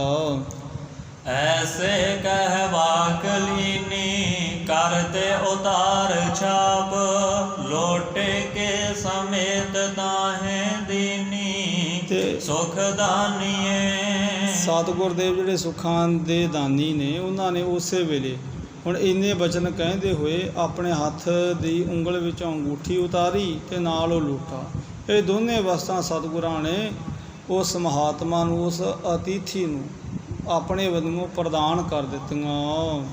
ਕਹੇ ਪੁਨ ਸੰਤ ਹਮੈ ਪਹੁੰਚੀ ਸੋ ਲਿਓ ਅਬ ਨਹੀਂ ਮੋਹਿ ਕਾਮ ਨਿਜ ਧਾਮ ਲੈ ਸਦਾਈਏ। ਸਤਿਗੁਰਦੇਵ ਜੀ ਨੇ ਜਦੋਂ ਇਹ ਦੋਨੇ ਵਸਤਾਂ ਸੌਂਪ ਦਿੱਤੀਆਂ, ਅੱਗੇ ਉਸ ਨੇ ਸਤਿਗੁਰਾਂ ਦੀ ਪ੍ਰੀਖਿਆ ਲੈਂਦੇ ਹੋਏ ਨਾ ਉਹ ਸਾਧੂ ਨੇ ਸਤਿਗੁਰੂ ਦੇਵ ਜੀ ਨੂੰ ਵਾਪਸ ਦੋਨੇ ਵਸਤਾਂ ਕਰ ਦਿੱਤੀਆਂ। ਕਹਿਣ ਲੱਗੇ ਵੀ ਸਮਝੋ ਵੀ ਤੁਸੀਂ ਇਹ ਮੈਨੂੰ ਭੇਟ ਕਰ ਦਿੱਤੀਆਂ ਤੇ ਮੈਂ ਤੁਹਾਡੀ ਭੇਟਾ ਸਵੀਕਾਰ ਕਰ ਲਈ, ਪਰ ਇਹਨੂੰ ਹੁਣ ਤੁਸੀਂ ਵਾਪਸ ਲੈ ਲੈਣਾ ਕਰੋ ਤੇ ਸਮਝੋ ਵੀ ਇਹ ਮੈਨੂੰ ਮਿਲ ਹੀ ਚੁੱਕੀ। ਹੁਣ ਉਹਨੇ ਜਦੋਂ ਸਤਿਗੁਰਾਂ ਨੂੰ ਇਹ ਸਵਾਲ ਪਾਉਣਾ ਕੀਤਾ, ਏਕ ਬਾਰ ਦੇ ਕਰ ਤਾਹੇ ਕੋ ਸੋਲੇ ਹਮ ਦੇਤ ਕਰ ਲੇਤ ਜਾਨ ਧਰਮ ਲਜਾਈਏ। ਸਤਿਗੁਰਦੇਵ ਜੀ ਕਹਿਣ ਲੱਗੇ ਮਹਾਤਮਾ ਜੀ ਵੀ ਇਹ ਹੁਣ ਮੇਰੇ ਤਾਈਂ ਵਾਪਸ ਲੈਣੀਆਂ ਚੀਜ਼ਾਂ ਬਣਦੀਆਂ ਨਹੀਂ। ਕਿਉਂਕਿ ਜਿਹੜਾ ਇੱਕ ਵਾਰ ਕਿਸੇ ਤਾਈਂ ਦਾਨ ਦੇ ਦਿੱਤਾ ਜਾਏ ਨਾ, ਉਹਨੂੰ ਵਾਪਸ ਲੈਣਾ ਸ਼ੋਭਦਾ ਨਹੀਂ, ਤੇ ਇਹਦੇ ਨਾਲ ਫਿਰ ਧਰਮੀ ਜਿਹੜੇ ਪੁਰਖ ਆ ਉਹ ਲੱਜਾਵਾਨ ਹੁੰਦੇ ਹੈ। ਤੋ ਸਤਿਗੁਰਾਂ ਨੇ ਜਦੋਂ ਇਹ ਬਚਨ ਆਪਣੇ ਵੱਲੋਂ ਉਸ ਅਤਿਥੀ ਨੂੰ, ਉਸ ਮਹਾਤਮਾ ਨੂੰ ਕਹੇ, ਹੋਏ ਕਹਿ ਪਰਸਨ ਸੰਤ ਕਹਿਤ परछन बेख लेत करतार सुध ऐसे जान पाइए। ਆ ਤੇ ਉਸ ਨੇ ਕਿਹਾ ਵੀ ਠੀਕ ਹੈ ਵੀ ਮੈਂ ਹੁਣ ਤੁਹਾਡੇ ਤੇ ਬਹੁਤ ਪ੍ਰਸੰਨ ਹਾਂ। ਤੁਸੀਂ ਵਾਕਈ ਉਸ ਪ੍ਰਭੂ ਦਾ, ਉਸ ਨਿਰੰਕਾਰ ਦਾ ਜਿਹੜਾ ਸਵਰੂਪ ਹੈ ਉਹਨੂੰ ਤੁਸੀਂ ਜਾਣਿਆ ਹੋਇਆ, ਉਹਨੂੰ ਮਾਣਿਆ ਹੋਇਆ। ਪਰ ਇਸ ਮਹਾਤਮਾ ਨੂੰ ਕੌਣ ਦੱਸੇ ਕਿ ਤੇ ਆਪ ਨਿਰੰਕਾਰ ਸਰੂਪ ਹੀ ਇਸ ਮਾਤ ਲੋਕ 'ਤੇ ਪਹੁੰਚੇ ਹੈ। ਇਸ ਲਈ ਤੇ ਸਹਿ ਬਾਣੀ ਵਿੱਚ ਬਚਨ ਕਰਦੇ ਹਨ ਭੱਟ ਵੀ ਜੋਤ ਰੂਪ ਹਰ ਆਪ ਗੁਰੂ ਨਾਨਕ ਕਹਾਇਓ, ਤਾਤੇ ਅੰਗਦ ਭਇਓ ਤਤ ਸਿਉ ਤਤ ਮਿਲਾਇਓ। ਤੋ ਇਹ ਤੇ ਆਪ ਜੋਤ ਰੂਪ ਨੇ। ਤੋ ਸਤਿਗੁਰਾਂ ਨੇ ਜਦੋਂ ਉਹਦੇ ਤਾਈਂ ਇਹ ਗੱਲ ਕਹੀ ਤੇ ਉਸ ਮਹਾਤਮਾ ਦੇ ਚਿੱਤ ਦਾ ਜਿਹੜਾ ਭਰਮ ਸੀ ਉਹਦਾ ਨਿਵਾਰਨ ਹੋਇਆ। संत तब चलियो गयो नानक सदन आयो सुंदर बदन निज सिख सुखदाइए। ਆ ਸੁੰਦਰ ਸਰੂਪ ਵਾਲੇ ਧੰਨ ਗੁਰੂ ਨਾਨਕ ਸਾਹਿਬ ਮਹਾਰਾਜ, ਬਦਨ ਕਹੀ ਤਾਂ ਸੁੰਦਰ ਸਰੂਪ ਵਾਲੇ ਗੁਰੂ ਨਾਨਕ ਸਾਹਿਬ ਸਿੱਖਾਂ ਨੂੰ ਸੁੱਖ ਦੇਣ ਵਾਲੇ ਆਪਣੇ ਘਰ ਨੂੰ ਆ ਗਏ। ਤੇ ਉਹ ਮਹਾਤਮਾ ਜਨ ਵੀ ਅਗਲੇ ਟਿਕਾਣੇ ਵੱਲ ਕੂਚ ਕਰ ਗਿਆ। कालू कर देख कहो कोप में बसेख मुख पाखै दुर्बाच अब साच कहो मोह को। ਜਿਉਂ ਹੀ ਸਤਿਗੁਰਦੇਵ ਘਰੇ ਆਏ, ਸਤਿਗੁਰਾਂ ਨੂੰ ਘਰੇ ਆਉਂਦਿਆਂ ਦੇਖ ਲਿਆ ਬਾਬਾ ਕਲਿਆਣ ਦਾਸ ਜੀ ਨੇ। ਦੇਖਦੇ ਹੀ ਹੁਣ ਹੱਥ ਦੇ ਵਿੱਚ ਅੰਗੂਠੀ ਨਹੀਂ ਹੈ, ਨਾ ਹੀ ਉਹ ਲੋਟਾ ਹੈ, ਤੇ ਬਹੁਤ ਜ਼ਿਆਦਾ ਕ੍ਰੋਧਿਤ ਹੋਏ ਹੈ ਤੇ ਆਪਣੇ ਬੰਦਿਓ ਦੁਰਬਚਨ ਆਪ ਭੈੜੇ ਬਚਨ ਸਤਿਗੁਰਾਂ ਨੂੰ ਕਹਿਣ ਲੱਗੇ ਹੈ। लोटा तै गवाए छाप दीनी कौन जाए सुत सदा दुखदाए मत आवत न तोहे को। ਹਾਂ ਉਸ ਨੇ ਕਿਹਾ ਵੀ ਤੈਨੂੰ ਮੱਤ ਨਹੀਂ ਆ ਸਕਦੀ, ਵੀ ਤੂੰ ਹੁਣ ਅਰਦਾਸ ਨਾ ਕਰ ਮੈਨੂੰ ਉਹ ਅੰਗੂਠੀ ਤੇ ਲੋਟਾ ਕਿੱਥੇ ਛਪਾਏ। ਤੂੰ ਸਦਾ ਹੀ ਮੈਨੂੰ ਹੁਣ ਦੁੱਖ ਹੀ ਦਿੱਤਾ ਹੈ। ਹੁਣ ਤੂੰ ਆਪਣੇ ਤਾਈਂ ਇਹ ਦੋਨੇ ਵਸਤਾਂ ਕਿੱਥੇ ਸੁੱਟ ਆਉਣੀਆਂ ਕੀਤੀਆਂ ਹੈ। कहाँ लो पुकारो नह लीन तै समारो पौन कीन यो उजारो मुर कहयो जन पोह को। ਹੁਣ ਮੈਂ ਕਿਹਦੇ ਕੋਲੇ ਜਾ ਕੇ ਪੁਕਾਰ ਕਰਾਂ। ਹੁਣ ਇਹ ਮੇਰੇ ਤਾਈਂ ਹੁਣ ਤੂੰ ਘਰ ਉਜਾੜੂ ਹੈ, ਤੂੰ ਇਹਨਾਂ ਚੀਜ਼ਾਂ ਨੂੰ ਕਿਉਂ ਨਹੀਂ ਸੰਭਾਲਦਾ। ਹੁਣ ਸਤਿਗੁਰਾਂ ਨੂੰ ਹੁਣ ਡਾਂਟ ਪੈ ਰਹੀ ਹੈ। ਬਾਬਾ ਕਲਿਆਣ ਦਾਸ ਜੀ ਆਪਣੇ ਹੁਣ ਸੁਭਾਅ ਦਾ ਇੱਥੇ ਪ੍ਰਗਟਾਵਾ ਕਰ ਰਹੇ ਹੈ। ਇੱਛਾ ਜਹ ਜਯ ਹਮ ਤਾਮ ਹੂੰ ਨ ਆਇਆ। ਕਹਿਣ ਲੱਗੇ ਵੀ ਹੁਣ ਤੁਹਾਡੀ ਜਿੱਥੇ ਇੱਛਾ ਨਾ ਉੱਥੇ ਜਾਓ, ਕਿਉਂਕਿ ਤੁਸੀਂ ਹੁਣ ਮੇਰੀ ਗੱਲ ਸੁਣਦੇ ਕੋਈ ਨਹੀਂ, ਮੰਨਦੇ ਕੋਈ ਨਹੀਂ, ਤੇ ਜਿੱਥੇ ਤੁਹਾਡੀ ਹੁਣ ਇੱਛਾ ਕਰਦੀ ਹੈ ਨਾ ਉੱਥੇ ਜਾਓ, ਪਰ ਬਾਬਾ ਮੇਰੇ ਘਰ ਨਾ ਆਓ। ਹੁਣ ਬਾਬਾ ਕਲਿਆਣ ਦਾਸ ਜੀ ਨੇ ਸਤਿਗੁਰਾਂ ਨੂੰ ਇੱਥੋਂ ਤੱਕ ਅੱਜ ਬਚਨ ਕਹਿ ਦਿੱਤੇ। ਨਿਜ ਖੈ ਜੋ ਕਮੈ ਕਹਿਓ ਹਿਰਦੈ ਪਰ ਛੋਹੇ ਕੋ। ਕਹਿਣ ਲੱਗੇ ਵੀ ਜਾਓ ਹੁਣ ਆਪਦੀ ਕਮਾਈ ਕਰੋ ਤੇ ਆਪਦਾ ਖਾਓ, ਬਸ ਜਿੱਥੇ ਤੁਹਾਡਾ ਚਿੱਤ ਕਰਦਾ ਬੈਠੋ ਉੱਠੋ ਜਾਓ, ਪਰ ਤੁਸੀਂ ਹੁਣ ਮੈਨੂੰ ਕਿਸੇ ਪ੍ਰਕਾਰ ਦਾ ਹੁਣ ਕਸ਼ਟ ਨਾ ਦੇਣਾ ਕਰੋ। ਛੋਡੀ ਜੋ ਕਮਾਈ ਤੇਰੀ ਦੀਨੀ ਤੈ ਗਵਾਏ ਮੇਰੀ। ਹਾਂ ਮੈਂ ਤੇਰੀ ਕਮਾਈ ਤੋਂ ਇਉਂ ਹੀ ਚੰਗਾ। ਕਹਿਣ ਲੱਗਾ ਵੀ ਮੈਂ ਤੇਰੀ ਕਮਾਈ ਦੀ ਆਸ ਛੱਡਦਾ ਤੇ ਹੁਣ ਤੂੰ ਤਾਂ ਮੇਰੀ ਕਮਾਈ ਵੀ ਗਵਾ ਦਿੱਤੀ। ਕਿਉਂਕਿ ਸਤਿਗੁਰਾਂ ਦਾ ਹੁਣ ਆਪ ਦਾ ਸੁਭਾਅ ਹੈ, ਸਤਿਗੁਰਾਂ ਦੇ ਪਿਤਾ ਦਾ ਆਪ ਦਾ ਸੁਭਾਅ ਹੈ। ਸਤਿਗੁਰ ਦੇ ਆਪ ਦਾ ਸੁਭਾਅ ਨਹੀਂ ਤਿਆਗ ਰਹੇ, ਜਿਹੜਾ ਕਿ ਅਗੰਮੀ ਹੈ, ਜਿਹੜਾ ਬਿਸਮਾਦਿਤ ਸਾਨੂੰ ਕਰ ਦੇਣ ਵਾਲਾ ਹੈ, ਜਿਹੜਾ ਸਾਡੇ ਜੀਵਾਂ ਨੂੰ ਚਕਤ ਕਰ ਦੇਣ ਵਾਲਾ ਹੈ। ਪਰ ਸਤਿਗੁਰਾਂ ਦੇ ਪਿਤਾ ਹੁਣ ਆਪਣੀ ਬਾਣ ਨਹੀਂ ਛੱਡ ਰਹੇ। ਬਨਜ ਬਿਹਾਰ ਕੀਨ ਮਤ ਤੇਰੇ ਪਾਸ ਹੈ ਤੂੰ ਸਨੀ ਕਰਤ ਹੋਂ ਬੋਲਤ ਖਪਤ ਨਿਤ ਮਾਨਤ ਨ ਬਾਤ ਕਿੰਦੋ ਦੁੱਖ ਹੀ ਕੀ ਰਾਸ ਹੈ। ਕਹਿਣ ਲੱਗਾ ਵੀ ਤੁਸੀਂ ਤਾਂ ਮੇਰੇ ਲਈ ਦੁੱਖਾਂ ਦੀ ਰਾਸ ਗਈ, ਦੁੱਖਾਂ ਦੀ ਹੀ ਪੂੰਜੀ ਹੋ। ਹੁਣ ਮੈਂ ਤੁਹਾਨੂੰ ਪੁੱਛ ਰਿਹਾ ਤੇ ਤੁਸੀਂ ਦੱਸ ਕੁਝ ਨਹੀਂ ਰਹੇ, ਪਰ ਇਹ ਹੁਣ ਜਿਹੜਾ ਤੁਹਾਡਾ ਹਰ ਰੋਜ਼ ਦਾ ਹੀ ਕਰਮ ਹੈ ਵੀ ਇਹ ਕੋਈ ਅੱਜ ਕੋਈ ਨਵੀਂ ਗੱਲ ਨਹੀਂ ਹੋਈ। ਰਾਏ ਸੰਗ ਧਾਏ ਜਾਏ ਕਹਿਓ ਕਾਹੂ ਭੇਦ ਸਭ ਕਾਲੂ ਕੋ ਬੁਲਾਏ ਰਾਏ ਲੀਨ ਤਬ ਆਸ ਹੈ। ਹਾਂ ਇਹ ਜਦੋਂ ਇੱਧਰ ਇਹ ਝਗੜਾ ਚੱਲ ਰਿਹਾ ਸੀ ਸਤਿਗੁਰਾਂ ਦੇ ਨਾਲ, ਕਿਸੇ ਇੱਕ ਨੇ ਵੇਖ ਲਿਆ ਵੀ ਅੱਜ ਫਿਰ ਗੁਰੂ ਨਾਨਕ ਸਾਹਿਬ ਦੇ ਨਾਲ ਆਡਾ ਲਾਈ ਬੈਠਿਆ ਬਾਬਾ ਕਲਿਆਣ ਦਾਸ। ਇੱਕ ਨੇ ਜਾ ਕੇ ਛੇਤੀ ਰਾਏ ਬੁਲਾਰ ਦੇ ਤਾਈਂ ਸ਼ਿਕਾਇਤ ਕਰ ਦਿੱਤੀ। ਰਾਏ ਬੁਲਾਰ ਜੀ ਬਿਨਾਂ ਦੇਰੀ ਤੋਂ ਆਪਣਾ ਨੌਕਰ ਭੇਜ ਕੇ ਬਾਬਾ ਕਲਿਆਣ ਦਾਸ ਜੀ ਨੂੰ ਆਪਣੇ ਕੋਲ ਬੁਲਾ ਲੈਂਦੇ ਹੈ। ਕਹਾਂ ਤੋਹੇ ਪਇਓ ਨਹਿ ਮਾਨੈ ਕਿਮ ਕਹਿਓ। ਅੱਗੋਂ ਬਾਬਾ ਕਲਿਆਣ ਦਾਸ ਜੀ ਨੂੰ ਆਇਆ ਕਹਿਣ ਲੱਗੇ ਵੀ ਤੁਹਾਨੂੰ ਅੱਜ ਕੀ ਹੋ ਗਿਆ, ਤੁਸੀਂ ਫਿਰ ਲੜ ਰਹੇ ਹੋ? ਕਿਉਂਕਿ ਹੁਣ ਰਾਏ ਬੁਲਾਰ ਦਾ ਬਹੁਤਾ ਗੁਰੂ ਨਾਨਕ ਸਾਹਿਬ ਨਾਲ ਪਿਆਰ ਹੈ, ਸਨੇਹ ਹੈ, ਕਿਉਂਕਿ ਉਹ ਸਤਿਗੁਰਾਂ ਨੂੰ ਹੁਣ ਰੱਬੀ ਗੁਣਾਂ ਨੂੰ ਵੇਖ ਚੁੱਕਾ ਹੈ। ਉਸਨੇ ਕਿਹਾ ਵੀ ਤੁਸੀਂ ਮੇਰਾ ਕਿਹਾ ਹੋਇਆ ਕਿਉਂ ਨਹੀਂ ਮੰਨ ਰਹੇ? ਕਿਉਂਕਿ ਆਪਾਂ ਪਿਛੇ ਪ੍ਰਸੰਗਾਂ ਵਿੱਚ ਵਿਚਾਰ ਕੀਤੀ ਹੈ ਕਿ ਉਹਨਾਂ ਨੇ ਸਖਤੀ ਨਾਲ ਕਿਹਾ ਸੀ ਸਤਿਗੁਰਾਂ ਨੂੰ ਦੇ ਬਾਰੇ ਵੀ ਤੁਸੀਂ ਇਹਨਾਂ ਨੂੰ ਕਿਸੇ ਪ੍ਰਕਾਰ ਦਾ ਹੁਣ ਆਪਣੇ ਤਾਂ ਹੀ ਕਸ਼ਟ ਨਹੀਂ ਦੇਣਾ, ਕਿਸੇ ਪ੍ਰਕਾਰ ਦੇ ਆਪ ਸ਼ਬਦ ਨਹੀਂ ਕਹਿਣੇ। ਬਹੁ ਪ੍ਰਾਕ ਸਮਝਿਓ ਤੇਰੋ ਗਇਓ ਵਿਸ਼ਵਾਸ ਹੈ। ਹੁਣ ਤੈਨੂੰ ਹੁਣ ਤੇਰੇ ਤੇ ਹੁਣ ਮੇਰਾ ਹੁਣ ਕੋਈ ਮੈਨੂੰ ਹੁਣ ਤੇਰੇ ਤੇ ਵਿਸ਼ਵਾਸ ਕੋਈ ਨਹੀਂ। ਹੁਣ ਤੂੰ ਮੇਰਾ ਕਿਹਾ ਹੋਇਆ ਕੋਈ ਵੀ ਜਿਹੜਾ ਬਚਨ ਹੈ ਉਹਨੂੰ ਤੂੰ ਸਵੀਕਾਰ ਨਹੀਂ ਰਿਹਾ। ਹੁਣ ਆਪਣੇ ਤਾਂ ਹੀ ਇੱਥੇ ਰਾਏ ਬੁਲਾਰ ਜੀ ਬੜੀ ਸਖਤੀ ਦੇ ਨਾਲ ਕਹਿ ਰਹੇ ਹੈ। ਪੱਥਰ ਤੇ ਨਿਠਰੋ ਅਦਿਕ ਜਲ ਮਮ ਬਚ ਕਿਮ ਭੇਦ। ਹੁਣ ਤੂੰ ਤੇ ਪੱਥਰ ਨਾਲੋਂ ਵੀ ਸਖਤ ਹੈ, ਕਠੋਰ ਹੈ, ਤੇ ਜਿਹੜਾ ਮੇਰੇ ਬਚਨ ਉਹ ਪਾਣੀ ਦੀ ਨਿਆਈ ਹੈ। ਜਿਵੇਂ ਹੁਣ ਪਾਣੀ ਪੱਥਰ ਦੇ ਉੱਤੇ ਪਾਇਆ ਜਾਵੇ ਤੇ ਪੱਥਰ ਨੂੰ ਅਸਰ ਕੋਈ ਨਹੀਂ ਨਾ ਹੁੰਦਾ, ਇਉਂ ਰਾਏ ਬੁਲਾਰ ਕਹਿਣ ਲੱਗਾ ਵੀ ਮੇਰੇ ਬਚਨ ਤੇ ਮੇਰੀ ਬੇਨਤੀ ਤਾਂ ਤੁਹਾਡੇ ਤੇ ਪਾਣੀ ਦੀ ਤਰ੍ਹਾਂ ਹੈ, ਪਰ ਤੁਹਾਡਾ ਜਿਹੜਾ ਹੁਣ ਅੰਦਰਲਾ ਹੈ ਉਹ ਪੱਥਰ ਜਿੰਨਾ ਸਖਤ ਹੈ, ਜਿਹਦੇ ਕਰਕੇ ਮੇਰੇ ਪਾਣੀ ਨੂੰ ਬਚਨਾ ਦਾ ਤੁਹਾਡੇ ਤੇ ਅਸਰ ਕੋਈ ਨਹੀਂ। ਨਾਨਕ ਕਦਲੀ ਕੋਮਲੰਗ ਪਾਉਨ ਜਿਵੇਂ ਦੇ ਖੇਦ। ਤੇ ਗੁਰੂ ਨਾਨਕ ਸਾਹਿਬ ਜੀ ਤੇ ਕੇਲੇ ਦੀ ਨਿਆਈ ਹੈ। ਕਦਲੀ ਕਹਿੰਦੇ ਕੇਲੇ ਨੂੰ, ਕੇਲੇ ਦੀ ਨਿਆਈ ਹੈ। ਤੇ ਹੁਣ ਕੇਲੇ ਦਾ ਇੱਕ ਸੁਭਾਅ ਹੈ, ਕਿਉਂਕਿ ਕੇਲਾ ਕੋਮਲ ਬੜਾ ਹੈ, ਨਰਮ ਬੜਾ ਹੈ, ਤੇ ਹਵਾ ਵੀ ਕੇਲੇ ਨੂੰ ਤੇ ਕਸ਼ਟ ਦਿੰਦੀ ਹੈ, ਦੁੱਖ ਦਿੰਦੀ ਹੈ, ਕਿਉਂਕਿ ਹਵਾ ਦਾ ਝੋਲਾ ਜਿੱਧਰ ਨੂੰ ਹੁੰਦਾ ਕੇਲਾ ਉਸੇ ਬੰਨੇ ਝੂਲਣ ਲੱਗ ਜਾਂਦਾ ਹੈ। ਤੇ ਇੱਥੇ ਕਹਿਣ ਲੱਗੇ ਵੀ ਨਾਨਕ ਨਿਰੰਕਾਰੀ ਜੀ ਹੈ ਜਿਹੜੇ, ਉਹ ਤਾਂ ਕੇਲੇ ਦੀ ਨਿਆਈ ਹੈ, ਪਰ ਤੁਸੀਂ ਤੇ ਬੜੇ ਸਖਤ ਹੋ। ਹੁਣ ਤੁਹਾਡੇ ਤਾਂ ਹੀ ਤਾਂ ਮੇਰੇ ਰਾਜੇ ਹੋਣ ਦੇ ਬਚਨਾਂ ਦਾ ਕੋਈ ਅਸਰ ਨਹੀਂ, ਤੇ ਗੁਰੂ ਨਾਨਕ ਸਾਹਿਬ ਜੀ ਨੂੰ ਤਾਂ ਫਿਰ ਤੁਹਾਡੇ ਬਚਨਾਂ ਰੂਪੀ ਜਿਹੜੀ ਹਵਾ ਹੈ ਉਹ ਬਹੁਤ ਹੀ ਕਸ਼ਟ ਦਿੰਦੀ ਹੈ। ਸਵਈਆ ਨਾਨਕ ਤਾਤ ਕਹੀ ਤਬ ਬਾਤ ਸੁਨੋ ਕਰ ਛਾਪ ਹੋਤੀ ਸੁਧ ਨਾਹੀ। ਹੁਣ ਜਦੋਂ ਇੰਨੇ ਇੱਕ ਬਚਨ ਕਹੇ ਨਾ ਰਾਏ ਬੁਲਾਰ ਨੇ, ਤੇ ਅੱਗਿਓਂ ਬਾਬਾ ਕਲਿਆਣ ਦਾਸ ਜੀ ਕਹਿੰਦੇ ਤੁਸੀਂ ਤੇ ਆਪਦਾ ਪੱਖ ਸੁਣਾ ਤਾਂ ਮੇਰੀ ਵੀ ਸੁਣ ਲਓ। ਕਹਿਣ ਲੱਗੇ ਵੀ ਮੇਰਾ ਅੱਜ ਆਪਣੇ ਪੁੱਤਰ ਦੇ ਨਾਲ ਝਗੜੇ ਦਾ ਕਾਰਨ ਸੀ ਕਿ ਇਹਦੇ ਤਾਂ ਇੱਕ ਸੁੰਦਰ ਹੱਥ ਵਿੱਚ ਲੋਟਾ ਸੀ, ਇੱਕ ਹੱਥ ਵਿੱਚ ਮੁੰਦਰੀ ਸੀ।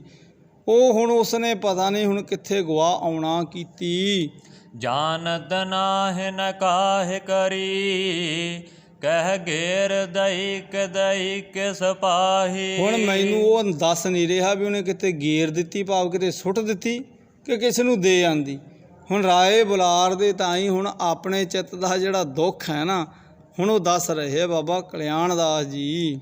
ਹਉ ਅਨੁਮਾਨ ਤੇ ਜਾਨਤ ਹਉ ਮਨ ਗੋਸ਼ਟੀ ਨਿਤ ਫਕੀਰਨ ਕਾਹੀ। ਤੇ ਮੇਰਾ ਅਨੁਮਾਨ ਹੈ ਵੀ ਮੈਂ ਇਹ ਮੰਨਦਾ ਹਾਂ ਵੀ ਇਹ ਰੋਜ਼ ਨਾ ਫਕੀਰਾਂ ਦੇ ਨਾਲ ਕਿਤੇ ਕਿਤੇ ਜਿੱਥੇ ਕਿਤੇ ਨੂੰ ਪਤਾ ਲੱਗਦਾ ਹੁਣ ਉਹਨਾਂ ਦੇ ਤਾਂ ਹੀ ਜਾ ਕੇ ਗੋਸ਼ਟ ਕਰਦਾ, ਭਾਵ ਗਿਆਨ ਦੀ ਚਰਚਾ ਕਰਦਾ ਹੈ।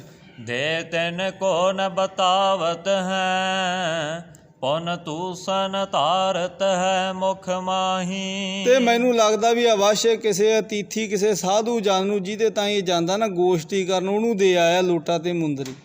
ਤੇ ਹੁਣ ਇਹ ਮੈਨੂੰ ਦੱਸ ਰਿਹਾ ਹੁਣ ਮੁਖ ਤੇ ਤੂਸ਼ਣ, ਹੁਣ ਇਹ ਚੁੱਪ ਹੋ ਗਿਆ, ਹੁਣ ਮੈਨੂੰ ਇਹ ਜਵਾਬ ਵੀ ਨਹੀਂ ਦੇ ਰਿਹਾ। ਹਉ ਕਹਤੇ ਜੈ ਕਮਾਏ ਕੈ ਆਨਤ ਖੋਵਤ ਹੈ ਨ ਵਿਚਾਰ ਕਰਾਹੀ। ਹੁਣ ਮੈਂ ਕਮਾ ਕੇ ਘਰ ਲਿਆਉਂਦਾ ਸਾਜੋ ਸਮਾਨ, ਇਹ ਗਵਾ ਦਿੰਦਾ ਹੈ।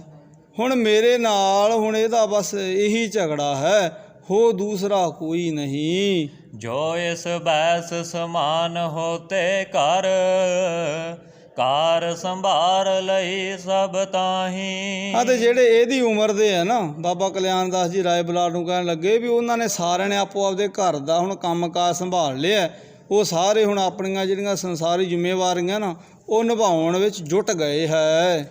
और न जानत काज कछु एह देवन को सब ते सरमाही। ਆ ਤੇ ਹੋਰ ਤਾਂ ਇਹਨੂੰ ਕੁਝ ਆਉਂਦਾ ਨਹੀਂ, ਹੋਰ ਤੇ ਕੁਝ ਕਰਦਾ ਨਹੀਂ, ਪਰ ਘਰੋਂ ਚੁੱਕ ਚੁੱਕ ਕੇ ਚੀਜ਼ਾਂ ਦੇਣ ਦੇ ਵਿੱਚ ਤਾਂ ਇਹ ਬਹੁਤ ਹੁਸ਼ਿਆਰ ਹੈ ਵੀ ਉਹਦੇ ਵਿੱਚ ਤਾਂ ਇਹ ਦੇਰੀ ਕਰਦਾ ਹੀ ਕੋਈ ਨਹੀਂ। खट न जाहत मैं एकी कब आप कमाए का आप ही खाही। ਹਾਂ ਮੈਂ ਤਾਂ ਇਹਦੇ ਤਾਂ ਹੀ ਕਿਤੇ ਹੁਣ ਫੁੱਟੀ ਕੌਡੀ ਵੀ ਨਹੀਂ ਚਾਹੁੰਦਾ, ਬਸ ਮੈਂ ਤੇ ਕਹਿੰਦਾ ਵੀ ਮੇਰਾ ਪਿੱਛਾ ਛੱਡੇ, ਵੀ ਆਪਦਾ ਕਮਾਏ ਤੇ ਆਪਦਾ ਖਾਏ। ਹੁਣ ਮੈਨੂੰ ਇਹਦੀ ਕਮਾਈ ਦੀ ਇਹਦੇ ਰੋਕੜੀ ਦੀ ਜ਼ਰੂਰਤ ਕੋਈ ਨਹੀਂ। राय जी मोह गुनाह विचारो ਕਉ ਲਗ ਹੋਏ ਨਿਬਾਹਕ ਆਹੀ। ਹਾਂ ਰਾਏ ਜੀ, ਹੁਣ ਤੁਸੀਂ ਆਪ ਸਿਆਣੇ ਹੋ, ਹੁਣ ਮੇਰਾ ਇਹਦੇ ਵਿੱਚ ਦੱਸੋ ਕੀ ਦੋਸ਼ ਹੈ। ਹੁਣ ਤੁਸੀਂ ਆਪ ਹੀ ਸਾਡਾ ਫੈਸਲਾ ਕਰ ਦਿਓ ਵੀ ਹੁਣ ਮੇਰਾ ਇਹਦੇ ਵਿੱਚ ਕੋਈ ਦੋਸ਼ ਨਹੀਂ, ਤੇ ਇਹਦਾ ਨਿਰਵਾਹ ਇੰਜ ਕਿਵੇਂ ਚੱਲੇਗਾ। ਹਉ ਮਰੇ ਹੋ ਤਬ ਕਿਉਂ ਨਿਭੈ ਅਬ ਬੈਸ ਜੁਵਨ ਕਾਰ ਕਮਾਹੀ। ਅੱਜ ਤੇ ਮੈਂ ਮਰ ਗਿਆ, ਮੈਂ ਅੱਖਾਂ ਮੀਚ ਗਿਆ, ਫਿਰ ਇਹ ਨਿਰਵਾਹ ਕਿਵੇਂ ਕਰੇਗਾ। ਬੜਾ ਸੰਸਾ ਹੈ ਨਾ ਬਾਬਾ ਕਲਿਆਣ ਦਾਸ ਜੀ ਨੂੰ। ਕਹਿਣ ਲੱਗੇ ਹੁਣ ਇਹ ਯੁਵਾ ਅਵਸਥਾ ਵਿੱਚ ਹੈ, ਹੁਣ ਇਹਦੇ ਤਾਂ ਹੀ ਧਨ ਪਦਾਰਥ ਕਮਾਉਣ ਦੀ ਕੋਈ ਸੋਝੀ ਨਹੀਂ, ਕੋਈ ਸਮਝ ਨਹੀਂ, ਤੇ ਇਹਦਾ ਹੁਣ ਆਹ ਹਾਲ ਹੈ ਤੇ ਮੇਰੇ ਮਰਨ ਤੋਂ ਬਾਅਦ ਕੀ ਹੋਵੇਗਾ। ਰਾਏ ਬੁਲਾਰ ਵਿਚਾਰ ਕਹੀ ਨਿਤਰਾਰ ਹੋਵੇ ਤੁਮਰੇ ਘਰ ਮਾਹੀ। ਤੇ ਰਾਏ ਬੁਲਾਰ ਜੀ ਨੇ ਹੁਣ ਵਿਚਾਰ ਕੀਤੀ। ਹੁਣ ਉਹਨਾਂ ਨੇ ਤੇ ਪਹਿਲਾਂ ਹੀ ਬਚਨ ਹੋ ਚੁੱਕਾ ਸੀ ਉਹਨਾਂ ਦਾ ਤਾਂ ਭਾਈ ਜੈ ਰਾਮ ਜੀ ਨਾਲ। ਕਹਿਣ ਲੱਗੇ ਵੀ ਤੁਹਾਡੇ ਘਰ ਦਾ ਜਿਹੜਾ ਨਿੱਤ ਦਾ ਇਹ ਝਗੜਾ ਹੈ ਨਾ, ਨਾਨਕ ਕੋ ਅਬ ਧਾਮ ਜੈ ਰਾਮ ਕਹਿਓ ਮਮ ਮਾਨ ਪਠਾਓ ਤਹਾਹੀ। ਹੁਣ ਤੁਸੀਂ ਮੇਰੀ ਗੱਲ ਮੰਨੋ, ਮੈਂ ਕਹਿਣਾ ਵੀ ਇਹਨਾਂ ਨੂੰ ਨਾ ਤੁਸੀਂ ਭਾਈ ਜੈ ਰਾਮ ਜੀ ਦੇ ਕੋਲ ਭੇਜ ਦਿਓ, ਕਿਉਂਕਿ ਭਾਈ ਜੈ ਰਾਮ ਜੀ ਹੁਣ ਨਵਾਬ ਦੌਲਤ ਖਾਂ ਦੇ ਦੀਵਾਨ ਸਨ ਸੁਲਤਾਨਪੁਰ ਲੋਧੀ, ਤੇ ਉਹ ਹੁਣ ਭੈਣ ਨਾਨਕੀ ਜੀ ਦੇ ਪਤੀ ਹੈ, ਮਹਿਤਾ ਕਲਿਆਣ ਦਾਸ ਜੀ ਦੇ ਜਵਾਈ ਹੈ। ਹੁਣ ਇੱਥੇ ਬਾਬਾ ਕਲਿਆਣ ਦਾਸ ਜੀ ਨੂੰ ਰਾਏ ਬੁਲਾਰ ਨੇ ਕਿਹਾ, ਜਿਨ੍ਹਾਂ ਨੇ ਪਹਿਲਾਂ ਹੀ ਵਿਉਂਤਬੰਦੀ ਕਰ ਲਈ ਸੀ ਵੀ ਗੁਰੂ ਨਾਨਕ ਸਾਹਿਬ ਨੂੰ ਉਹਨਾਂ ਦੇ ਕੋਲ ਭੇਜ ਦਿਆਂਗੇ, ਉਹਨਾਂ ਕਿਹਾ ਵੀ ਤੁਸੀਂ ਇਹਨਾਂ ਨੂੰ ਉੱਥੇ ਭੇਜ ਦੇਣਾ ਕਰੋ। ਰਿਸ ਸੋ ਦੁਰਬਾਕ ਕਹਿ ਨਿਤ ਹੀ ਦੁਖ ਨਾਨਕ ਰੰਜ ਸਦਾ ਕਰ ਮਾਹੀ। ਹਾਂ ਤੇ ਤੁਸੀਂ ਫਿਰ ਇਹਨਾਂ ਨੂੰ ਬਹੁਤ ਹੀ ਦੁਰਵਾਕ, ਤੁਸੀਂ ਖੋਟੇ ਬਚਨ ਬੋਲਦੇ ਹੋ, ਤੁਸੀਂ ਇਹਨਾਂ ਦੇ ਤਾਂ ਹੀ ਅਪਸ਼ਬਦ ਬੋਲਦੇ ਹੋ, ਤੇ ਜਿਹੜੇ ਕਿ ਸ਼੍ਰੀ ਨਾਨਕ ਜੀ ਦਾ ਹੀ ਹੁਣ ਦੁਖਦਾਈ ਹੈ। ਤੋ ਇਹਨਾਂ ਦੁਖਦਾਈ ਹੁਣ ਬੋਲਾਂ ਤੋਂ ਵੀ ਇਹਨਾਂ ਦੇ ਤਾਂ ਹੀ ਖਲਾਸੀ ਹੋ ਜਾਵੇਗੀ। ਨਹਿ ਮੇਲ ਬਨੈ ਤੁਮਰੋ ਉਨ ਕੋ ਜਿਮ ਪੂਰਬ ਪੱਛਮ ਦਵੈ ਨਰ ਜਾਹੀ। ਹਾਂ ਨਾ ਹੀ ਫਿਰ ਤੁਹਾਡਾ ਉਹਨਾਂ ਦੇ ਨਾਲ ਮੇਲ ਹੋਏਗਾ, ਤੇ ਨਾ ਹੀ ਕਿਉਂਕਿ ਜੇ ਦੋ ਭਾਂਡੇ ਹੋਣਗੇ ਤੇ ਖੜਕਣਗੇ। ਹੁਣ ਕਹਿਣ ਲੱਗੇ ਵੀ ਤੁਹਾਡਾ ਮੇਲ ਹੀ ਹੋਣਾ, ਜਿਵੇਂ ਇੱਕ ਰਾਹੀ ਪੂਰਬ ਨੂੰ ਜਾਣ ਵਾਲਾ ਹੋਵੇ, ਇੱਕ ਪੱਛਮ ਨੂੰ ਜਾਣ ਵਾਲਾ ਹੋਵੇ, ਤੇ ਝਗੜਾ ਕਾਹਦਾ ਕਾਸੇ ਦਾ ਵੀ ਨਹੀਂ। ਹੁਣ ਕਹਿਣ ਲੱਗੇ ਵੀ ਇਹਨਾਂ ਨੂੰ ਤੁਸੀਂ ਉੱਥੇ ਜਾਣ ਦੀ ਅਨੁਮਤੀ ਦੇ ਦੇਣਾ ਕਰੋ। ਮਨ ਲੋਲ ਪਤਾ ਤਬ ਤਾਹੇ ਉਦਾਰਤ ਸੰਤ ਸੁਭਾਏ ਸਦਾ ਕਰੁਣਾਹੀ। ਇਹਨਾਂ ਦਾ ਜਿਹੜਾ ਸੁਭਾਅ ਹੈ ਨਾ, ਉਹ ਹੁਣ ਆਪਣੇ ਤਾਂ ਹੀ ਹੁਣ ਬਹੁਤ ਹੀ ਜ਼ਿਆਦੇ ਆਪਣੇ ਤਾਂ ਹੀ ਦਿਆਲੂ ਹੈ, ਬੜਾ ਕਿਰਪਾਲੂ ਹੈ, ਤੇ ਤੁਹਾਡਾ ਜਿਹੜਾ ਸੁਭਾਅ ਹੈ ਉਹ ਲੋਭ ਦੇ ਸਹਿਤ ਹੈ। ਹੁਣ ਜਿਹਦੇ ਕਾਰਨ ਕਰਕੇ ਤੁਹਾਡੀ ਤੇ ਇਹਨਾਂ ਦੀ ਜਿਹੜੀ ਵਿਚਾਰਕ ਸਾਂਝ ਹੈ ਨਾ, ਉਹਦੇ ਵਿੱਚ ਹੀ ਭੇਦ ਆ, ਉਹਦੇ ਵਿੱਚ ਹੀ ਫਰਕ ਹੈ, ਜਿਹਦੇ ਕਰਕੇ ਤੁਹਾਡਾ ਇਹ ਕਲੇਸ਼ ਹੈ। ਤੇ ਇਹ ਕਲੇਸ਼ ਦਾ ਨਿਵਾਰਨ ਇਹਨਾਂ ਨੂੰ ਇੱਥੋਂ ਦੂਰ ਭੇਜ ਦਿੰਦੇ ਹਾਂ ਭੈਣ ਨਾਨਕੀ ਜੀ ਦੇ ਤਾਈਂ। ਪੁਨ ਸੇਵਕ ਭੇਜ ਬੁਲਾਏ ਕੈ ਨਾਨਕ ਪਾਸ ਬਸਾਏ ਕਸਾਦਰ ਪ੍ਰਾਹੀ। ਹਾਂ ਬਸ ਇਹ ਜਦੋਂ ਗੱਲਬਾਤ ਹੋਈ ਤੇ ਰਾਏ ਬੁਲਾਰ ਜੀ ਨੇ ਛੇਤੀ ਦੇ ਨਾਲ ਆਪਣਾ ਇੱਕ ਦੂਜਾ ਨੌਕਰ ਭੇਜਿਆ, ਸਤਿਗੁਰਾਂ ਨੂੰ ਘਰ ਤੋਂ ਬੁਲਾਇਆ, ਉਹਨਾਂ ਨੂੰ ਬੜੇ ਆਇਆ ਨੂੰ ਜੀਉ ਆਇਆ ਕਿਹਾ, ਤੇ ਆਦਰ ਦੇ ਸਹਿਤ ਕੋਲ ਬਿਠਾ ਕੇ ਰਾਏ ਬੁਲਾਰ ਜੀ ਨੇ ਐਉਂ ਬੇਨਤੀ ਕੀਤੀ। ਦੋਹਰਾ ਬਤਿਆ ਮੈਂ ਲਿਖ ਦੇ ਹੋ ਜਾਵੋ ਪੁਰ ਸੁਲਤਾਨ ਪਰ ਚਾਹੋਗੇ ਸੁਖ ਪਾਏ ਹੋ ਕਾਲੂ ਕਲਹ ਕਿ ਸਤਿਗੁਰਾਂ ਨੂੰ ਰਾਏ ਬੁਲਾਰ ਨੇ ਮੈਂ ਇੱਕ ਪੱਤਰੀ ਲਿਖ ਦਿੰਦਾ ਭਾਈ ਜੈ ਰਾਮ ਜੀ ਦੇ ਨਾਮ, ਤੁਸੀਂ ਉਹਨਾਂ ਦੇ ਕੋਲ ਜਾਓ ਅਤੇ ਉੱਥੇ ਆਪਣੇ ਤਾਈਂ ਮਨ ਭਾਉਂਦੀ ਗੱਲ ਕਰਨੀ ਕਰੋ, ਭਾਵ ਪਰਚੋ ਖੁਸ਼ੀ ਦੇ ਸਹਿਤ ਰਵੋ। ਅਤੇ ਜਿਹੜਾ ਤੁਹਾਡੇ ਪਿਤਾ ਹੁਣ ਕਲਿਆਣ ਦਾਸ ਜੀ ਦਾ ਜਿਹੜਾ ਹੁਣ ਕਲਈ ਸੁਭਾਅ ਕਾਲੂ ਕਲ ਹੈ ਨਿਦਾਨ, ਹੁਣ ਇਹ ਜਿਹੜਾ ਝਗੜਾ ਹੈ ਇਹ ਤੋਂ ਵੀ ਹੁਣ ਖਲਾਸੀ ਹੋ ਜਾਵੇਗੀ। ਹੁਣ ਜਦੋਂ ਸਤਿਗੁਰਾਂ ਨੂੰ ਇਹ ਬੇਨਤੀ ਕੀਤੀ ਗਈ, ਸੋਰਠਾ ਇਹ ਬਿਦ ਕਹਿ ਕਰ ਰਾਏ ਪਾਤੀ ਲਿਖੀ ਜਰਾਮ ਕੋ, ਨਾਨਕ ਤੁਮ ਟਿਕ ਆਏ ਭਾਗ ਵਡੇ ਨਿਜ ਜਾਨੀਏ। ਇਹ ਬੇਨਤੀ ਕਰਦੇ ਰਾਏ ਬੁਲਾਰ ਨੇ ਭਾਈ ਜੈ ਰਾਮ ਜੀ ਦੇ ਨਾਮ ਇੱਕ ਪੱਤਰ ਲਿਖ ਦਿੱਤਾ ਅਤੇ ਲਿਖਿਆ ਵੀ ਤੁਸੀਂ ਆਪਣੇ ਵੱਡੇ ਭਾਗ ਜਾਣੋ, ਕਿਉਂਕਿ ਸ਼੍ਰੀ ਨਾਨਕ ਜੀ ਹੁਣ ਤੁਹਾਡੇ ਕੋਲ ਆ ਰਹੇ ਹੈ। ਭੁਜੰਗ ਛੰਦ ਜਿਤੀ ਸੇਵ ਹੋਵੈ ਕਰੋ ਆਪ ਜਾਂ ਕੀ, ਲਿਖੀ ਰਾਏ ਐਸੇ ਭਇਓ ਪ੍ਰੇਮ ਛਾਕੀ। ਹਾਂ, ਹੁਣ ਰਾਏ ਬੁਲਾਰ ਜੀ ਨੇ ਲਿਖਿਆ ਵੀ ਜਿੰਨੀ ਸੇਵਾ ਤੁਸੀਂ ਇਹਨਾਂ ਦੀ ਕਰ ਸਕਦੇ ਹੋ ਓਨੀ ਇਹਨਾਂ ਦੀ ਸੇਵਾ ਕਰੋ। ਲਿਖੀ ਰਾਏ ਅਸ ਭਇਓ ਪ੍ਰੇਮ ਛਾਕੀ, ਹੁਣ ਇੰਨੇ ਪ੍ਰੇਮ ਦੇ ਵਿੱਚ ਹੋ ਗਏ ਕਿ ਉਹਨਾਂ ਦਾ ਹਿਰਦਾ ਛਲਕ ਉੱਠਿਆ, ਬਹੁਤ ਪ੍ਰੇਮ ਦੇ ਸਹਿਤ ਹੋ ਗਏ, ਗਦਗਦ ਹੋ ਗਿਆ ਉਹਨਾਂ ਦਾ ਅੰਦਰ, ਅਤੇ ਉਹਨਾਂ ਪ੍ਰੇਮ ਦੇ ਸਹਿਤ 'ਤੇ ਬਿਨੇ ਪੱਤਰ ਲਿਖਣਾ ਕੀਤਾ। ਦਈ ਹਾਥ ਮੈਂ ਹੇਰ ਰੂਪੰਗ ਦਿਆਲਾ, ਬੁਲਾਇਓ ਮੁਝੇ ਸੰਗ ਦੇਨੇ ਕਿਰਪਾਲਾ। ਅਤੇ ਇਹ ਪੱਤਰੀ ਲਿਖ ਕੇ ਨਾ ਕਿਰਪਾ ਦੀ ਮੂਰਤ ਧੰਨ ਗੁਰੂ ਨਾਨਕ ਸਾਹਿਬ ਮਹਾਰਾਜ ਜੀਆਂ ਦਾ ਦੀਦਾਰ ਕਰਦੇ ਹੋਏ ਰਾਏ ਬੁਲਾਰ ਨੇ ਪੱਤਰ ਉਹਨਾਂ ਦੇ ਹਸਤ ਕਮਲ ਵਿੱਚ ਥਮਾ ਦਿੱਤਾ। ਅਤੇ ਮੈਨੂੰ ਭਾਈ ਬਾਲੇ ਨੂੰ ਕਹਿੰਦੇ, ਬਾਲਾ ਜੀ ਕਹਿ ਰਹੇ ਆ ਨਾ ਇੱਥੇ ਗੁਰੂ ਅੰਗਦ ਸਾਹਿਬ ਜੀ ਦੀ ਹਜ਼ੂਰੀ ਵਿੱਚ ਸਾਰੀ ਕਥਾ, ਅਤੇ ਕਵੀ ਰਾਜ ਸੰਤੋਖ ਸਿੰਘ ਨੂੰ ਆਪਣੇ ਸ਼ਬਦਾਂ ਦਾ ਜਾਮਾ ਪਹਿਨਾ ਰਹੇ ਹੈ। ਤੋ ਕਹਿਣ ਲੱਗੇ ਭਾਈ ਬਾਲਾ ਜੀ ਫਿਰ ਮੈਨੂੰ ਘਰ ਤੋਂ ਬੁਲਾਇਆ ਗਿਆ ਅਤੇ ਸਤਿਗੁਰਾਂ ਦੇ ਨਾਲ ਜਾਣ ਦੇ ਲਈ ਹੁਣ ਕਿਹਾ ਗਿਆ।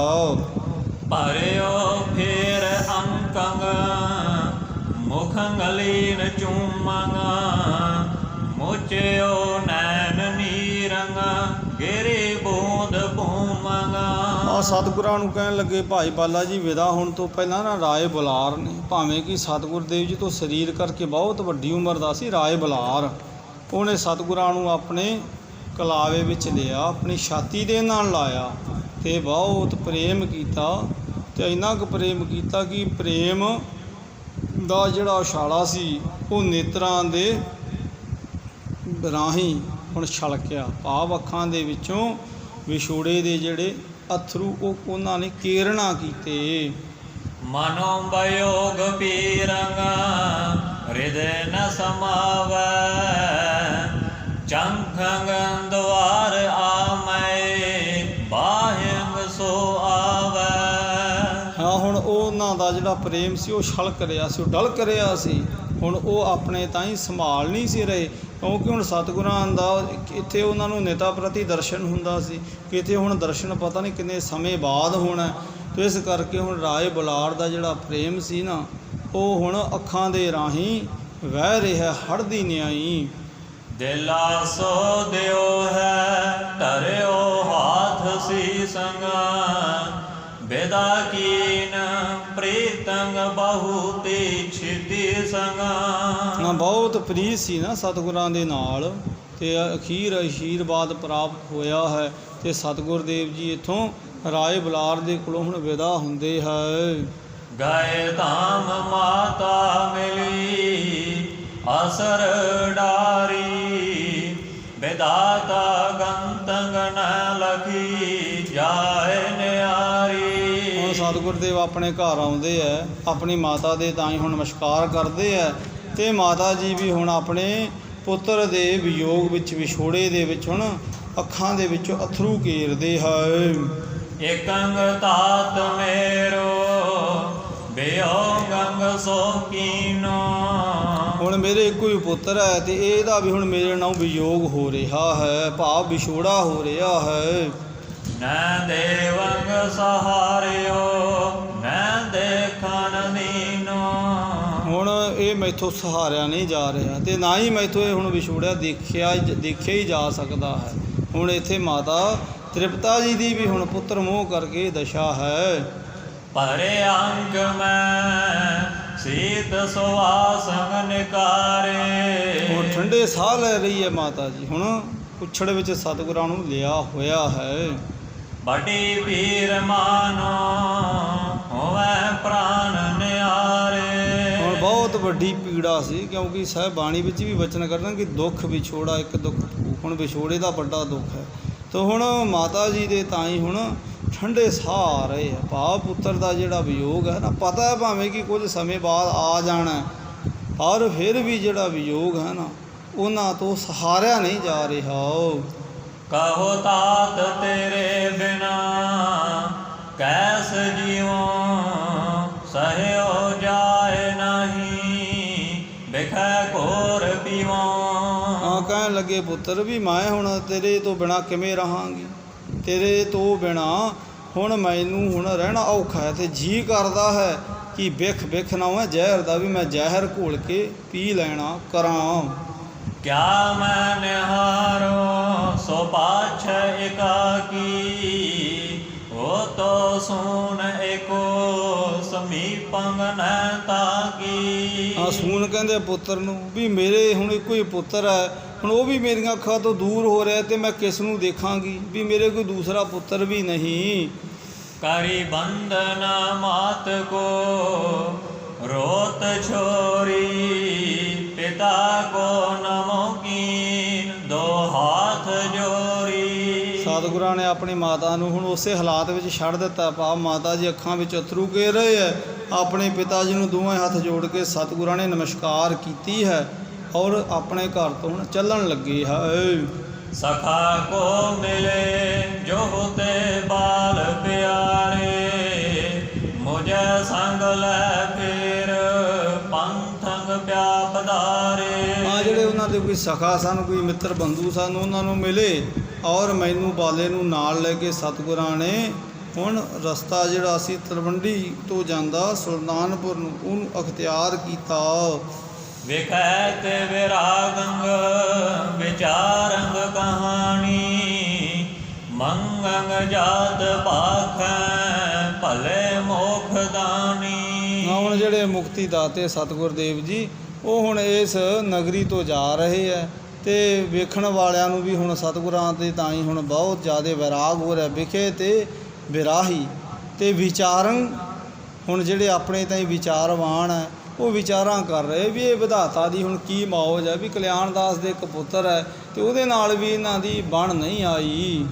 ਪੂਰੀ ਨੇ ਰਾਣੀ ਕਟੀ ਬਾਟ ਸਾਰੀ ਪਰਵੇਸ਼ੰਗ ਬਜਾਰੰਗ ਕਿਉ ਹੇਰ ਚਾਰੀ। ਹਾਂ, ਹੌਲੀ ਹੌਲੀ ਰਸਤੇ ਦਾ ਪੈਂਡਾ ਮਕਾਉਂਦੇ ਸਤਿਗੁਰ ਦੇਵ ਜੀ ਹੁਣ ਰਾਏ ਸੁਲਤਾਨਪੁਰੀ ਜਿਹੜੀ ਨਗਰੀ ਹੈ ਉਹਦੇ ਨੇੜੇ ਪਹੁੰਚੇ ਹੈ। ਤੇ ਸੁਲਤਾਨਪੁਰ ਨਗਰ ਦੇ ਜਿਹੜੇ ਬਾਜ਼ਾਰ ਹੈ ਨਾ, ਵੇਖਦੇ ਹੀ ਵੇਖਦੇ ਸਤਿਗੁਰ ਦੇਵ ਜੀ ਰਸਤੇ ਦਾ ਪੈਂਡਾ ਮਕਾਉਂਦੇ ਹੋਏ ਉਸ ਨਗਰ ਦੇ ਸੁੰਦਰ ਬਾਜ਼ਾਰਾਂ ਵਿੱਚ ਪ੍ਰਵੇਸ਼ ਕਰ ਜਾਂਦੇ ਹੈ। ਗਏ ਤਾਮੰਗ ਜੈ ਰਾਮੰਗ ਬੇਦੀਨ ਰਾਈ ਤਬ ਨਾਨਕੀ ਸੋਦਰੀ ਦੇਖਤਾਈ। ਹਾਂ, ਸਤਿਗੁਰ ਦੇਵ ਜੀ ਹੁਣ ਭਾਈ ਜੈ ਰਾਮ ਜੀ ਦੇ ਧਾਮ ਕੇ ਘਰ ਪਹੁੰਚਦੇ ਹੈ ਤੇ ਬੇਦੀ ਕੁਲ ਦੇ ਜਿਹੜੀ ਰਾਈ ਦਾ ਭਾਵ ਹੈ ਵੀ ਜਿਹੜੇ ਰਾਜੇ ਨੇ, ਭਾਵ ਗੁਰੂ ਨਾਨਕ ਸਾਹਿਬ ਜੀ, ਉਹਨਾਂ ਦੀ ਭੈਣ ਤਬੈ ਨਾਨਕੀ ਸੋਦਰੀ ਦਾ ਭਾਵ ਜਿਹੜੀ ਉਹਨਾਂ ਦੀ ਭੈਣ ਹੈ ਬੇਬੇ ਨਾਨਕੀ, ਉਹਨਾਂ ਨੂੰ ਜਿਉਂ ਹੀ ਦੇਖਦੇ ਹੈ। ਉਬੈ ਪੈਰ ਪੈ ਆਨ ਕੇ ਸੀਸ ਤਾਰਿਓ ਦਇਆ ਐਨ ਯੋਂ ਦੇਖ ਬੈਨੰਗ ਉਚਾਰਿਓ।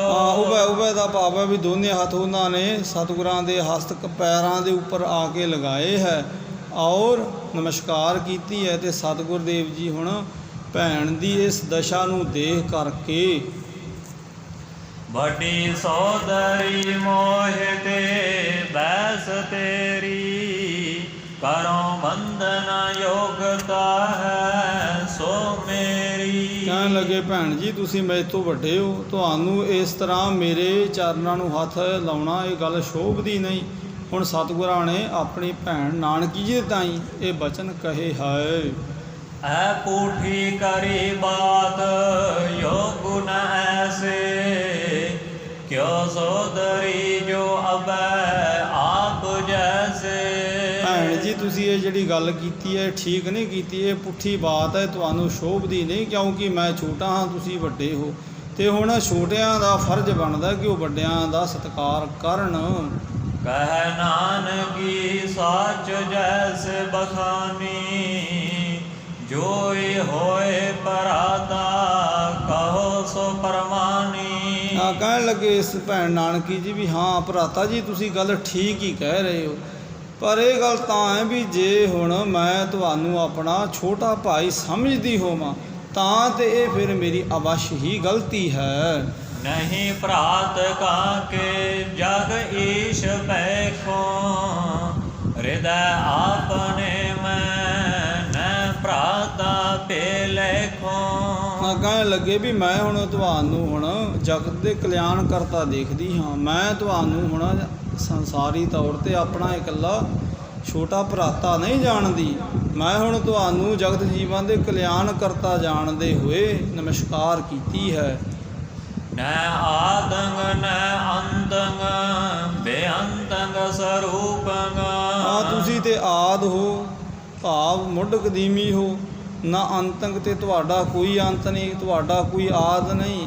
ਬੇਅੰਤੰਗ ਸਰੂਪੰਗ ਤੇ ਤੁਸੀਂ ਤੇ ਬੇਅੰਤ ਸਵਰੂਪ ਦੇ ਮਾਲਕ ਹੋ, ਭਾਵ ਤੁਸੀਂ ਤੇ ਉਪਮਾ ਤੋਂ ਪਰੇ ਹੋ।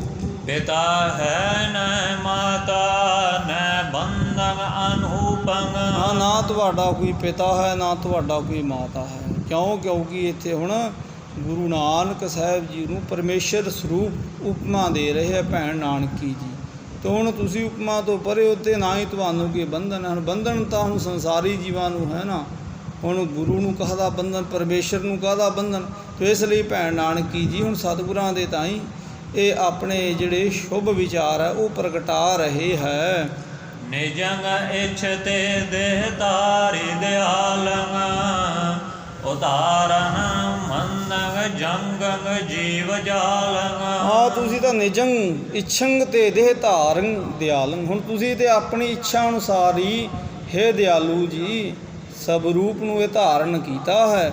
ਤੇ ਇਹ ਜਿਹੜਾ ਸਵਰੂਪ ਤੁਸੀਂ ਧਾਰਨ ਕੀਤਾ ਹੈ ਨਾ, ਉਦਾਹਰਣ ਮੰਦੰ ਜਗੰ ਜੀਵੰ ਜਾਲੰ, ਹੁਣ ਤੁਸੀਂ ਜਿਹੜੇ ਜਗਤ ਜੀਵ ਹੈ ਨਾ ਮੰਦ ਕਰਮੀ ਜਿਹੜੇ ਮਾਇਕ ਜਾਲ ਵਿੱਚ ਗ੍ਰਸੇ ਹੋਏ ਆ, ਉਹਨਾਂ ਦੇ ਉਧਾਰ ਲਈ, ਉਹਨਾਂ ਦੀ ਕਲਿਆਣ ਲਈ ਤੁਸਾਂ ਨੇ ਇਹ ਸਵਰੂਪ ਆਪ ਦੀ ਇੱਛਾ ਅਨੁਸਾਰ ਧਾਰਨ ਕੀਤਾ ਹੈ।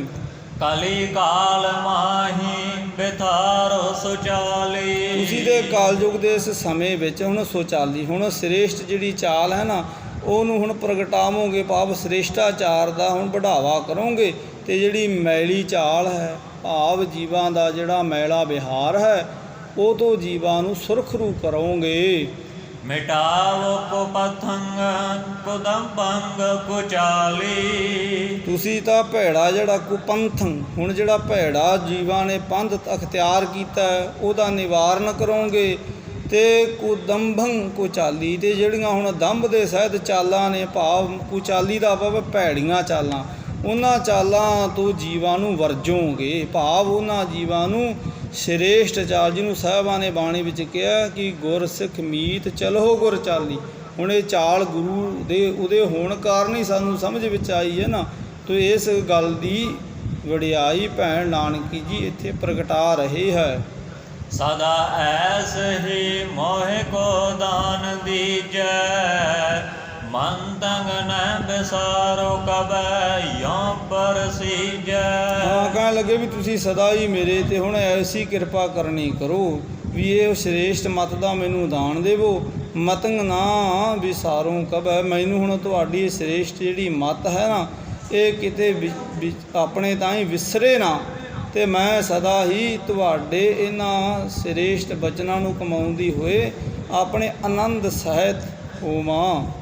ਇਤੇ ਮਦ ਜੈ ਰਾਮ ਆਇਓ ਤਾਹੀ ਸੋਸਾ ਨਾਨਕੀ ਸੋ ਮਿਲੇ ਬੈਸ ਜਾਹੀ। ਇਹ ਬਚਨ ਬਿਲਾਸ ਅਜੇ ਹੋ ਹੀ ਰਹੇ ਸੀ ਕਿ ਭਾਈ ਜੈ ਰਾਮ ਜੀ ਘਰ ਆ ਜਾਂਦੇ ਹੈ। ਹੁਣ ਸਤਿਗੁਰ ਦੇਵ ਜੀ ਦਾ ਉਹ ਵੀ ਅਦਬ ਕਰਦੇ ਹੈ, ਸੁਸਾ ਨਾਨਕੀ ਸੋ ਮਿਲੇ। ਹੁਣ ਉਹਨਾਂ ਨੇ ਵੀ ਮਿਲਣਾ ਕੀਤਾ ਹੈ ਤੇ ਬੈਠ ਜਾਈ। ਹੁਣ ਉਹ ਵੀ ਸਤਿਗੁਰਾਂ ਦੇ ਨਜ਼ਦੀਕ ਹੋ ਕੇ ਬੈਠ ਜਾਂਦੇ ਹੈ। ਉਠੇ ਬੰਧਨ ਕੋ ਨਿਹਾਰੇ ਜੈ ਰਾਮਾ ਹਟਾਇਓ ਇਨ ਆਪ ਕੀਨੀ ਪ੍ਰਣਾਮਾ। ਹਾਂ, ਜਦੋਂ ਸਤਿਗੁਰ ਦੇਵ ਜੀ ਭਾਈ ਜੈ ਰਾਮ ਜੀ ਨੂੰ ਉੱਠ ਕੇ ਨਮਸਕਾਰ ਕਰਨ ਲਈ ਉੱਠੇ ਨਾ, ਤੇ ਭਾਈ ਜੈ ਰਾਮ ਜੀ ਨੇ ਉਹਨਾਂ ਨੂੰ ਨਮਸਕਾਰ ਕਰਨ ਤੋਂ ਵਰਜਿਆ ਤੇ ਆਪ ਉਹਨਾਂ ਨੇ ਸਾਹਿਬਾਂ ਦੇ ਚਰਨਾਂ 'ਤੇ ਨਮਸਕਾਰ ਕੀਤੀ। ਭਾਵੇਂ ਕਿ ਹੁਣ ਫਰਜ਼ ਤੇ ਸੰਸਾਰੀ ਤੌਰ 'ਤੇ ਭਾਈ ਜੈ ਰਾਮ ਜੀ ਦਾ ਹੀ ਜੈ ਰਾਮ ਜੀ ਦੇ ਤਾਂ ਹੀ ਚਰਨ ਸਪਰਸ਼ ਕਰਨ ਦਾ ਬਣਦਾ ਸੀ ਗੁਰੂ ਸਾਹਿਬ ਦਾ, ਪਰ ਉਹਨਾਂ ਨੇ ਵੀ ਸਾਹਿਬਾਂ ਨੂੰ ਹੁਣ ਸਤਿਗੁਰੂ ਸਰੂਪ ਜਾਣਿਆ, ਜਿਸ ਕਰਕੇ ਉਹਨਾਂ ਨੇ ਸਾਹਿਬਾਂ ਨੂੰ ਖੁਦ ਪ੍ਰਣਾਮ ਕੀਤੀ, ਭਾਵ ਨਮਸਕਾਰ ਕੀਤੀ। ਕਹੇ ਬੈਨ ਜੈ ਰਾਮ ਤਾਮੰਗ ਪੁਨੀਤਾ ਭਇਓ ਆਮਨੇ ਤੇ ਉਡੀ ਕੰਦਨੀਤਾ। ਕਹਿਣ ਲੱਗੇ ਤੁਹਾਡੇ ਆਉਣ ਨਾਲ ਸਾਡਾ ਘਰ ਪਵਿੱਤਰ ਹੋ ਗਿਆ ਹੈ ਤੇ ਮੈਂ ਬਹੁਤ ਚਿਰ ਦਾ ਤੁਹਾਡੀ ਇੱਥੇ ਉਡੀਕ ਹੀ ਪਿਆ ਕਰਦਾ ਸੀ। ਨਿਹਾਲੰਗ ਕਿਉ ਮੋਹਿ ਦੀਨੋ ਦਿਦਾਰੰਗ ਅਹੋ ਸੰਤ ਰੂਪੰਗ ਅਨੂਪੰਗ ਦਿਆਰੰਗ। ਹਾਂ, ਤੁਸੀਂ ਮੈਨੂੰ ਇੱਥੇ ਆ ਕੇ ਨਿਹਾਲ ਕਰ ਦਿੱਤਾ ਹੈ, ਮੈਨੂੰ ਦੀਨ ਨੂੰ ਦਿਦਾਰ ਬਖਸ਼ਿਆ ਹੈ। ਦੀਨ ਦਾ ਪਾਬੰਦ ਗਰੀਬ ਤੇ ਅਹੰਗ ਸੰਤ ਸਰੂਪੰਗ, ਤੁਹਾਡਾ ਜਿਹੜਾ ਸੰਤ ਸਰੂਪ ਹੈ, ਜਿਹੜਾ ਉਪਮਾ ਤੋਂ ਪਰੇ ਹੈ ਤੇ ਜਿਹੜਾ ਦਇਆ ਦਾ ਮੁਜੱਸਮਾ ਹੈ, ਤੇ ਇਸ ਸਰੂਪ ਦੇ ਮੈਂ ਬਲਿਹਾਰੇ ਜਾਂਦਾ ਹਾਂ। ਚਾਹੋ ਪੋਸ਼ੇ ਸੰਗ ਜੈਸ ਤੈਸੇ ਹਟਾਵੋ ਰੁਚੈ ਜੋਰਦੈ ਸੋ ਭਲੀ ਭਾਂਤ ਖਾਵੋ। ਹਾਂ, ਕਹਿਣ ਲੱਗੇ ਵੀ ਹੁਣ ਤੁਹਾਨੂੰ ਜਿਹੋ ਜੀ ਪੁਸ਼ਾਕ ਪਹਿਨਣ ਨੂੰ ਚਾਹੀਦੀ ਉਹੋ ਜੀ ਇੱਥੋਂ ਪ੍ਰਾਪਤ ਕਰੋ, ਜਿਹੋ ਜਿਹਾ ਕੁਝ ਹੰਢਾਉਣਾ ਉਹ ਜਿਹਾ ਹੰਢਾਓ, ਜਿਹੋ ਜਿਹਾ ਕੁਝ ਤੁਹਾਡੇ ਹਿਰਦੇ ਨੂੰ ਪਾਉਂਦਾ ਵੈਸਾ ਸ਼ੁਭ ਕਰਮ ਕਰੋ, ਤੇ ਭਲੀ ਭਾਂਤ ਆਪਣੀ ਇੱਛਾ ਅਨੁਸਾਰ ਹੀ ਇੱਥੇ ਸਮੇਂ ਨੂੰ ਸਫਲ ਕਰ ਲੈਣਾ ਕਰੋ। ਰਹੋ ਬੈਠ ਆਪੰਗ ਨਿਕੇਤੰਗ ਤੁਮਾਰੋ ਕਰੋ ਸਤ ਸੰਗੰ ਸੋ ਨਾਮੰ ਉਚਾਰੋ। ਹਾਂ, ਕਹਿਣ ਲੱਗੇ ਵੀ ਇਹ ਤੁਹਾਡਾ ਆਪਣਾ ਹੀ ਘਰ ਹੈ, ਇੱਥੇ ਬੈਠੇ ਰਹਿਣਾ ਕਰੋ ਤੇ ਤੁਸੀਂ ਆਪਣੇ ਤਾਂ ਹੀ ਸਤ ਸੰਗਤ ਕਰੋ ਤੇ ਨਾਮ ਦਾ ਉਚਾਰਨ ਕਰੋ। ਹੁਣ ਬਾਬਾ ਕਲਿਆਣ ਦਾਸ ਜੀ ਐਸੀ ਗੱਲ ਚਾਹੁੰਦੇ ਨਹੀਂ ਸੀ, ਪਰ ਭਾਈ ਜੈ ਰਾਮ ਜੀ ਨੇ ਇਹ ਸਾਰੀਆਂ ਸ਼੍ਰੇਸ਼ਟ ਵਿਚਾਰਾਂ ਕਰਨ ਦਾ ਸਤਿਗੁਰਾਂ ਨੂੰ ਆਪਣੇ ਬੰਨਿਓ ਅਵਸਰ ਦਿੱਤਾ ਹੈ, ਭਾਵ ਉਹਨਾਂ ਨੇ ਆਪਣੀ ਵਿਚਾਰ ਪ੍ਰਗਟਾਈ ਹੈ ਤੇ ਸਤਿਗੁਰਾਂ ਨੇ ਸਾਰੀ ਗੱਲ ਭਾਈ ਜੈ ਰਾਮ ਜੀ ਦੀ ਸੁਣੀ ਹੈ।